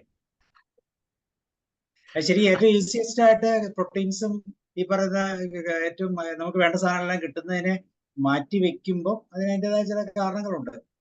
അത് തന്നെയല്ല, അതിനേക്കാളും സേഫ് ആണ് ഒരുപക്ഷെ സപ്ലിമെന്റ് എന്നൊക്കെ ചിന്തിക്കുന്നുണ്ടാകാം, അങ്ങനത്തെ ചില അണ്ടർസ്റ്റാൻഡിങ്ങിന്റെ ഒക്കെ പുറത്താകാം. പക്ഷെ ഇതെല്ലാം നമുക്ക് നാട്ടിൽ സുലഭമായി വളരെ പ്യൂറായിട്ട് കിട്ടുന്നതാണ്. ഓക്കെ, വേറെ ആർക്കെങ്കിലും എന്തെങ്കിലും എനിത്തിങ്? മോഹൻദാസ് സാർ വേറെ എന്തോ ചോദിക്കാൻ വരുന്ന പോലെ ഉണ്ടല്ലോ, ഉണ്ടോ? സാറേ ഒരു കാര്യം കൂടെ പ്ലീസ്. ഈ ഉണക്കമുന്തിരി കഴിക്കാനായിട്ട് എന്നോടും ഒരു ആയുർവേദ ഡോക്ടർ പറഞ്ഞായിരുന്നു. എന്നിട്ട് അവര് പറയുകയും ചെയ്തു ഇപ്പൊ കിട്ടുന്നൊന്നും അത്ര നല്ലതൊന്നുമല്ല, അപ്പടി കീടനാശിനി പ്രയോഗിച്ചതാണ്. സാറിന്റെ അറിവിൽ എന്തെങ്കിലും ഒരു സൂത്രവിദ്യ ഉണ്ടോ ഒന്ന് ശുദ്ധീകരണത്തിന് എന്നൊന്ന് ചോദിക്കുക. ഉണക്കമുന്തിരി എന്തിനാണ് കഴിക്കാൻ പറഞ്ഞത്? ശോധനയ്ക്ക് വേണ്ടിയിട്ടാണോ? അല്ല, എന്റെ ക്ഷീണം പറഞ്ഞ് പോയപ്പോഴാണ് പറഞ്ഞത്. ക്ഷീണം പൊതുവെ ഹീമോഗ്ലോബിൻ കുറവാണ്. ആക്ച്വലി ഇതിന്റെ ആ ഒരു റൂട്ട് കോസ് എന്തുകൊണ്ടാണ് ഇപ്പോഴത്തെ അവസ്ഥ വന്നത് എന്ന് മനസ്സിലാക്കിയിട്ട് അതിനുശേഷമാണ് എപ്പോഴും നമ്മൾ അഡീഷണൽ എന്തെങ്കിലും ചെയ്യുന്നത് നല്ലത്. ഒരു ഒറ്റമൂലി എന്ന് പറയുന്ന സാധനം ഇല്ല. ഒരുപക്ഷെ മുമ്പ് കാലത്ത് ഉണ്ടായിരുന്നിരിക്കാം, എന്നാൽ ഇന്ന് അതില്ല. ഒരുപക്ഷെ സുഗന്ധദ്രവ്യങ്ങൾ മാത്രമാണ് പിന്നെ അതിൽ കുറച്ചെങ്കിലും വ്യത്യാസം വരുന്നത്. അതുകൊണ്ട് ഞാൻ ആ മസാലകളുടെ കാര്യം പറഞ്ഞപ്പോഴേ സംസാരിച്ചിട്ടുണ്ടായിരുന്നു. എന്നാൽ ഒറ്റമൂലികൾ ഇല്ലെങ്കിൽ നമ്മൾ ഒരു പെർട്ടിക്കുലർ പാറ്റേൺ മാത്രം മാറ്റാതെ നമ്മളൊരു കോമ്പിനേഷൻ കുറച്ചായിട്ട് ഒരു കോമ്പിനേഷൻ മാറ്റി അടുത്ത ഒരു 2 ആഴ്ചക്കുള്ളിൽ ഞാൻ ഹെൽത്തി ആവും എന്നുള്ളത് വേണം. ഒരു പാരസെറ്റമോൾ കഴിച്ച് പനി മാറ്റുന്ന രീതിയിൽ ക്ഷീണമോ അല്ലെങ്കിൽ ഇന്നത്തെ ആരോഗ്യ പ്രശ്നങ്ങളോ നമ്മൾ കാണരുത്. ആ ഒരു പാറ്റേൺ മാറ്റിയെടുത്തിട്ട് അടുത്ത 2 ആഴ്ചക്കുള്ളിൽ ഞാൻ എൻ്റെ ക്ഷീണം മാറ്റിയെടുക്കും എന്നുള്ള ഒരു പ്രോസസ്സിലേക്ക് വരാം. അതിനകത്ത് നമ്മൾ ചെയ്യുന്നത് എഴുതി വെക്കുക, പറ്റുകയാണെങ്കിൽ എഴുതി വെച്ചിട്ട് നെക്സ്റ്റ് ഡേ നമ്മൾ ആ മാറ്റങ്ങൾ ഒന്ന് ശ്രദ്ധിച്ചു കഴിഞ്ഞാൽ 2 ആഴ്ചക്ക് ശേഷം you will be so healthy. Almost 50% improvement ഉണ്ടാവും. ജോർജ് സാറിന് ഒരു ക്ഷീണവും ഇല്ലല്ലോ, പിന്നെ എന്താ കുഴപ്പം? ഒരു കുഴപ്പം? അതെ അതെ അതെ അതെ, ശരിയാണ് കേട്ടോ, അതിനൊന്നും ആവശ്യമില്ല. നല്ല സുന്ദരനായിട്ടായിരിക്കുന്നു, ഒരു കുഴപ്പമില്ല. Thank you sir. അല്ല, എന്നോട് പറഞ്ഞു അതിങ്ങനെ കുറേശ്ശെ കഴിക്കാൻ പറഞ്ഞു. അതോടൊപ്പം തന്നെ അവർ പറഞ്ഞത് ഉണക്കമുന്തിരി കഴിക്കണം, വേറെ എന്തോ കൂടെ പറഞ്ഞു. അത് കുറച്ചായി ഞാൻ ഉണക്കമുന്തിരി കുറച്ചാണ് ഞാൻ ഉപയോഗിച്ചിരുന്നു. അപ്പോൾ ഇപ്പൊ പറഞ്ഞു വന്നപ്പോൾ അതും കൂടെ ഓർത്ത് പറഞ്ഞു, സാറിനോട് ചോദിച്ചതേ ഉള്ളൂ. അത് കുറച്ച് വെള്ളത്തിൽ പല പ്രാവശ്യം ഒന്ന് കഴുകി അങ്ങനെ ഇട്ടു കഴിക്കുന്നു, അല്ലാതെ വേറെ എന്താ ചെയ്യണേ? അത്രയേ ഉള്ളൂ ചെയ്യുന്നേ. അങ്ങനെ പേടിക്കാനൊന്നുമില്ല, നമ്മുടെ ശരീരമായി പവർഫുൾ ആയിട്ടുള്ള ഒരു യന്ത്രമാണ്, അതൊക്കെ മാനേജ് ചെയ്തു. സംശയമുണ്ടെങ്കിൽ അളവ് കുറക്കുക. ഒരു സ്പൂൺ കഴിക്കുന്നു, ഒരു സ്പൂൺ വെച്ച കഴിക്കുന്നു. അതെ, ഒരു സ്പൂണ് കഴിക്കാൻ പേടിയുണ്ടെങ്കിൽ നമ്മൾ 1/2 സ്പൂണോ അല്ലെങ്കിൽ 5-6 എണ്ണം എടുത്താൽ മതി. മീൻസ് നമ്മൾ ആ ഒരു നമ്മുടെ എല്ലാ പ്രോസസ്സും സ്റ്റാർട്ട് ചെയ്യുന്നത് ഇവിടുന്ന്. അപ്പൊ നമുക്ക് മനസ്സിന് പിടിക്കാത്തത് എങ്ങനെ ശരീരത്തിന് പിടിക്കും? ഞാൻ പറഞ്ഞതിന്റെ രഹസ്യം അത് തന്നെയാ. സാറ് അങ്ങനെയൊന്നും വിചാരിക്കുന്നതാണ്, അതൊരു തോന്നലാ എന്ന് വിചാരിച്ചാ മതി. Okay, thank you sir. Okay, Varghese Joseph, George Philip, Ranjini, Moideen കുട്ടി സാറാണോ? നാഷ്, റോബിൻ, അബ്ദുൾ റഹീം സാർ, ആർക്കെങ്കിലും എന്തെങ്കിലും ചോദിക്കാനുണ്ടോ? അല്ലെങ്കിൽ വൈൻഡപ്പ് ചെയ്യാം. സാറ് ജോലി കഴിഞ്ഞ് വന്നാണ്. പറഞ്ഞോളൂ. ഇപ്പോ ശരിക്കും ഈ കൊറോണയ്ക്ക് ശേഷം ഇനി വരാൻ പോകുന്ന ഒരു കാലഘട്ടത്തില് ഒരു വെൽനസ് റെവല്യൂഷന്റെ ഒരു കാലഘട്ടമാണ് ഇനി വരാൻ പോകുന്നത് എന്ന് പൊതുവെ പറഞ്ഞു കേൾക്കുന്നു. അതിന്റെ ഭാഗമായിട്ട് ഇപ്പൊ പണ്ട് മൾട്ടി ലെവൽ മാർക്കറ്റിംഗ് കമ്പനികള്, നല്ല ഫുഡ് സപ്ലിമെന്റുകൾ കൊടുക്കുന്ന കമ്പനികളൊക്കെ പണ്ട് നേരത്തെ അതിനൊക്കെ മറ്റൊരു രൂപത്തിൽ മണി ചെയിൻ എന്നുള്ള രൂപത്തിൽ കണ്ടിരുന്നു. ഇപ്പം അത് ഈ നമ്മുടെ കേരള ഗവൺമെന്റ് പോലും അതിനെ സപ്പോർട്ട് ചെയ്യുന്ന ഒരു രൂപത്തിലേക്ക് വരുന്നൊരു കാലത്തിലേക്കാണ് വരുന്നത് എന്ന് കേട്ടിട്ടുണ്ട്. ഡോക്ടറെ പോലുള്ള ആൾക്കാര് പ്രത്യേകിച്ച് ഈ ഇതുപോലെയുള്ള പിന്നെ ഈ ആയുർവേദ അതുപോലുള്ള ഇത്ര നല്ല ഫുഡുകളൊക്കെ കഴിക്കുന്ന, അപ്പോ അങ്ങനെ വരുന്ന ആൾക്കാര് ഇതിന് എത്രമാത്രം ഇതിനെ പ്രൊമോട്ട് ചെയ്യാൻ ആഗ്രഹിക്കുന്നു, അല്ലെങ്കിൽ അതിനെ അക്സെപ്റ്റ് ചെയ്യുന്നു, അത് ശരിയാണോ, അങ്ങനെയാണോ പോകുന്നത് എന്നുള്ള ഒരു സംശയം സാറിനോട് ചോദിക്കുകയാണ്. സാറ് കുറെ പുരോഗമനപരമായി ചിന്തിക്കുകയും, കാരണം ഇത്തരം ക്ലാസ്സുകളൊക്കെ എടുത്തുകൊണ്ട് ആൾക്കാരില് ഹെൽത്തിക്ക് വലിയ പ്രാധാന്യം കൊടുക്കുന്നതിൽ വലിയൊരു മാറ്റം ഉണ്ടാവാൻ ആഗ്രഹിക്കുന്ന ഒരു വ്യക്തിയായിട്ടാണ് സാറിനെ നമ്മുടെ സ്നേഹിക്കുന്നതും ഓക്കെ. സർ, ചോദ്യം വളരെ പ്രസക്തമാണ്. Actually quality counts. നമ്മൾ കൊടുക്കുന്നത് ക്വാളിറ്റേറ്റീവ് ആണെങ്കിൽ people will come to U.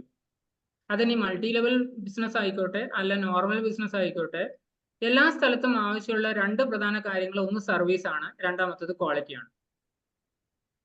ഈ ക്വാളിറ്റി ഓറിയന്റഡ് സർവീസിലേക്ക് നമ്മൾ ഇറങ്ങുകയാണെങ്കിൽ ഏറ്റവും വലിയ ഫീൽഡാണ് വെൽനസ് റെവല്യൂഷൻ എന്ന് പറയുന്നത്.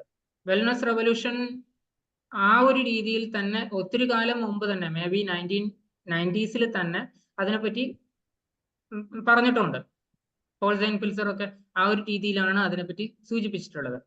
പക്ഷേ നമുക്ക് ഈ മൾട്ടി ലെവലിലേക്ക് ഇറങ്ങി ചെല്ലുമ്പോഴും മിസ്സാവുന്ന ഒരു പ്രധാന കാര്യം പീപ്പിൾസ് ക്വാളിറ്റിയാണ്. നമ്മുടെ ക്വാളിറ്റി കുറയും. ഈ നമ്മുടെ ക്വാളിറ്റി എപ്പോഴും മുതൽ കുറയാൻ തുടങ്ങുന്നോ, മീൻസ് പെർട്ടിക്കുലർലി തിങ്കിങ്, നമ്മൾ ചിന്തിക്കുന്നതിന്റെ ക്വാളിറ്റി നമ്മൾ കുറക്കാൻ തുടങ്ങിയോ, അന്ന് മുതൽ നമുക്ക് പ്രശ്നം തുടങ്ങി. അന്ന് മുതൽ ഗവൺമെന്റിന്റെ റൂൾസ് ആൻഡ് റെഗുലേഷൻസ് വന്നു. ആക്ച്വലി ഈ ഒരു ബിസിനസ് എന്ന് പറയുന്നത് മറ്റ് പല ബിസിനസ്സുകളെയും സ്റ്റോപ്പ് ചെയ്യാൻ മാത്രം കൽപ്പുള്ളതാണ്. എന്താണ്, ഒരു മനുഷ്യൻ ആരോഗ്യത്തോടെ ഉണ്ടെങ്കിൽ, ഞാൻ പൊതുവെ പറയാറുള്ള ഒരു പക്ഷെ സാബു സാറുമായിട്ട് പല പ്രാവശ്യം സംസാരിച്ചപ്പോഴും ഒക്കെ പറയുന്നത്, ഒരു സ്ഥലത്തെ, ഒരു ടൗണിലെ ഏറ്റവും വലിയ ബിൽഡിംഗ് നോക്കിക്കഴിഞ്ഞാൽ അത് മിക്കവാറും അമ്പലങ്ങളായിരുന്നു. ഇപ്പോഴത് മാറിയിട്ട് അവിടുത്തെ ഹോസ്പിറ്റലുകളാണ് ഏറ്റവും വലിയ ബിൽഡിംഗ് എന്നായി. ഈ ഹോസ്പിറ്റലുകളാണ് സാധാരണ അമ്പലത്തിലേക്ക് മനുഷ്യൻ സന്തോഷത്തോടു കൂടിയിട്ടാണ് മിക്കവാറും പോകുന്നത്. എന്നാൽ ഹോസ്പിറ്റലുകളിലേക്ക് സന്തോഷത്തോടു കൂടിയിട്ട് പോകുന്ന ആൾക്കാർ കുറവാണ്. ഏറ്റവും വിഷമത്തോടു കൂടിയിട്ട് പൈസ ചെലവഴിക്കുന്ന ഒരു സ്ഥലം ഒരുപക്ഷെ ഹോസ്പിറ്റലായിരിക്കും. അതിനുശേഷം ഹോസ്പിറ്റലിൽ നമ്മൾ ഒരാളെ കാണാൻ പോകുന്ന സമയത്ത് നമ്മൾ ഒരിക്കലും ബേക്കറിയിൽ നിന്ന് സാധനങ്ങൾ വാങ്ങിച്ചിട്ടല്ല പോകുന്നത്. ഫ്രൂട്ട്സ് കൊണ്ടുപോകും. എന്തിനാ? നമുക്കറിയാം ഹോസ്പിറ്റലിൽ കിടക്കുന്ന പേഷ്യന്റിന് ഇതാ വേണ്ടെന്ന്. എന്നാൽ അതേ സമയത്ത് പുറത്തിറങ്ങിയിട്ട് നമ്മൾ വാങ്ങിച്ച് ഉപയോഗിക്കുന്ന സാധനം ഒരുപക്ഷെ ബേക്കറിയിൽ നിന്ന് കുറച്ച് എന്തെങ്കിലും വാങ്ങിച്ചിട്ട് വീട്ടിലേക്ക് പോകാനായിരിക്കും, കുട്ടിയൊക്കെ എന്തെങ്കിലും കൊടുക്കാൻ. പുറത്തിറങ്ങിയതല്ലേ. നമുക്കറിയാം നമ്മുടെ കുട്ടി നാളെ പേഷ്യന്റ് ആവണം, അതേ ഹോസ്പിറ്റലിൽ പോകാനുള്ളതാണ്. പക്ഷെ നമ്മുടെ ഉള്ളിലത്തെ ചില ത്വര, അവിടെയാണ് ഞാൻ പറഞ്ഞ ക്വാളിറ്റി പേഴ്സൺ ആവണം. മറ്റ് ഒരുപാടുണ്ട്. ആ ഒരു മാർക്കറ്റിംഗ് രീതിയിലേക്ക് പോകാനല്ല ഞാൻ ഇപ്പോൾ ഉദ്ദേശിച്ചത്. നമുക്ക് മറ്റൊരാളുടെ ആവശ്യം മനസ്സിലാവണം. ആ ആവശ്യത്തിനനുസരിച്ച് മറ്റുള്ളവർക്ക് എന്ത് പറഞ്ഞു കൊടുക്കണം, അല്ലെങ്കിൽ എന്താണ് ആവശ്യം എന്നുള്ളത് നമ്മൾ കണ്ടെത്തണം. ഇത് കണ്ടെത്താൻ നമുക്ക് കഴിവില്ലെങ്കിൽ നമ്മൾ ആ മാർക്കറ്റിലേക്ക് ഇറങ്ങരുത്. അത് മൾട്ടി ലെവൽ ആയിക്കോട്ടെ, അല്ലെങ്കിൽ നോർമൽ ബിസിനസ് ആയിക്കോട്ടെ. ഒരു മരുന്ന് കടയിൽ ഇരിക്കുന്ന ഒരാൾക്ക് അയാൾക്ക് വേറൊന്നും അറിയാൻ ആവശ്യമില്ല. ഡോക്ടർ എന്തെഴുതി അത് വായിക്കാൻ അറിഞ്ഞാൽ മരുന്ന് കൊടുക്കാൻ പറ്റും. അതേ സമയത്ത് ഈ ഒരു ന്യൂട്രീഷൻ വെൽനസ് റെവല്യൂഷൻ ആവുന്നത് ഓരോ വീട്ടിലും വെൽനസിനെ പറ്റി ബോധം ഉണ്ടാവുമ്പോഴാണ്. ഇൽനെസ് അല്ല, അവിടെ വെൽനസ് ആണ്.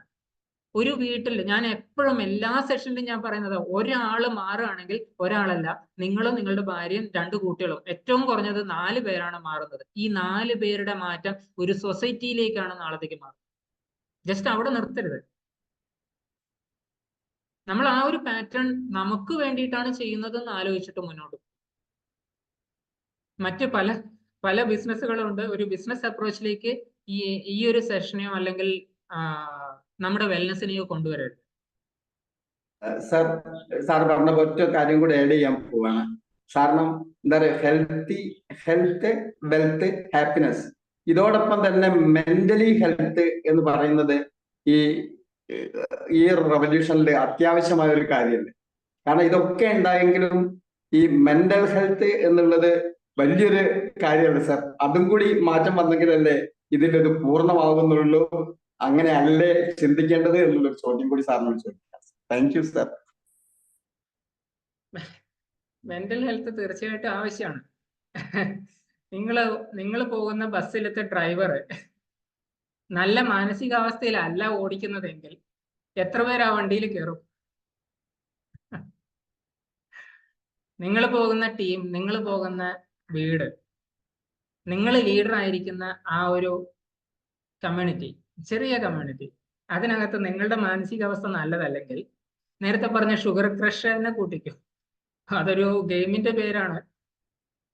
ആ ഒരു ഷുഗർ ക്രഷ് തന്നെ അല്ലെങ്കിൽ ഷുഗർ ക്രാഷ് തന്നെ നമ്മുടെ ശരീരത്തിന് ഒരുപാട് ദോഷം ചെയ്യുന്നത് പോലെ നമ്മുടെ മനസ്സിന് ഒരുപാട് ദോഷം ചെയ്യും. ഇത് ആക്ച്വലി എഗൈൻ വൈബാണ്. ഇത് മറ്റുള്ളവരിലേക്ക് ട്രാൻസ്ഫർ ആവും. നമുക്ക് തോന്നുന്നു ഞാൻ അത്രയൊന്നും പറഞ്ഞില്ലല്ലോ, പക്ഷെ കേൾക്കുന്നവർക്ക് അത്രയൊന്നും അല്ല ചിന്തിക്കാൻ പറ്റുന്നത്. ഓരോരുത്തർക്കും ചിന്താമണ്ഡലം വലുതാണ്. ഈ ചിന്താമണ്ഡലത്തിൽ അനുസരിച്ച് തന്നെ അവരവരുടെ പാറ്റേൺ അവർ ക്രിയേറ്റ് ചെയ്യും.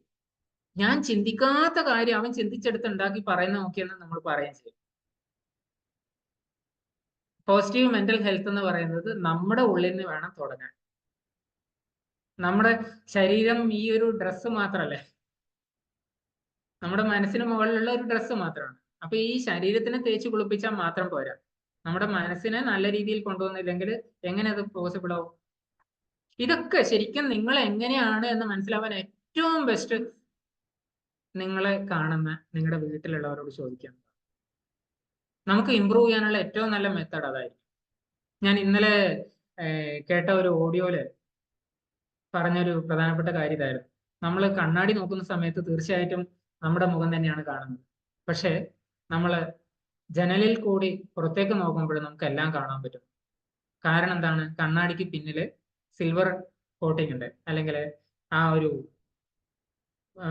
പുറത്ത് റിഫ്ലക്ഷന് വേണ്ടിയിട്ടുള്ള സാധനം ഒട്ടിച്ചു വെച്ചിട്ടുണ്ട്.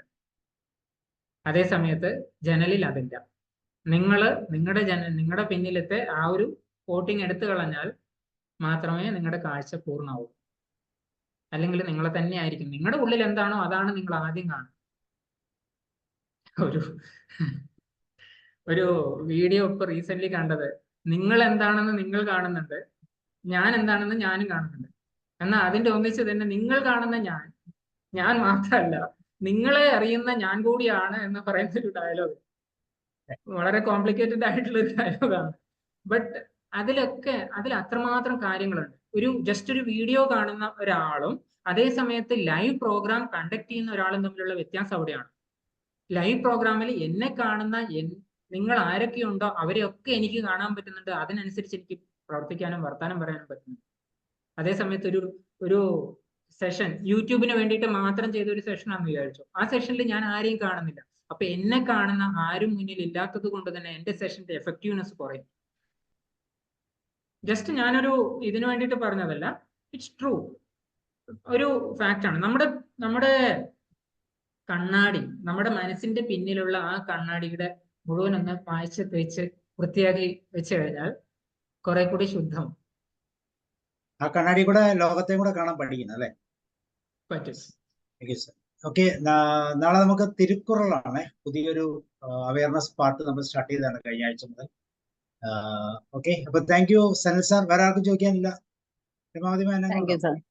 ഇല്ല സാറേ, ഞാനിപ്പം സാറ് ഒരു വർഷം 18 കിലോ ഷുഗർ ഉപയോഗിക്കുന്നെന്ന് പറഞ്ഞില്ലേ, ഞാനിപ്പം കുറച്ച് മാസമായിട്ട് ജാഗരി പൗഡർ കിട്ടുന്നുണ്ട്. നല്ല അത് ഒരു പ്രോഡക്റ്റ് കൊണ്ടുവന്നാണ്, അതിലേക്ക് മാറിയിട്ടുണ്ട്.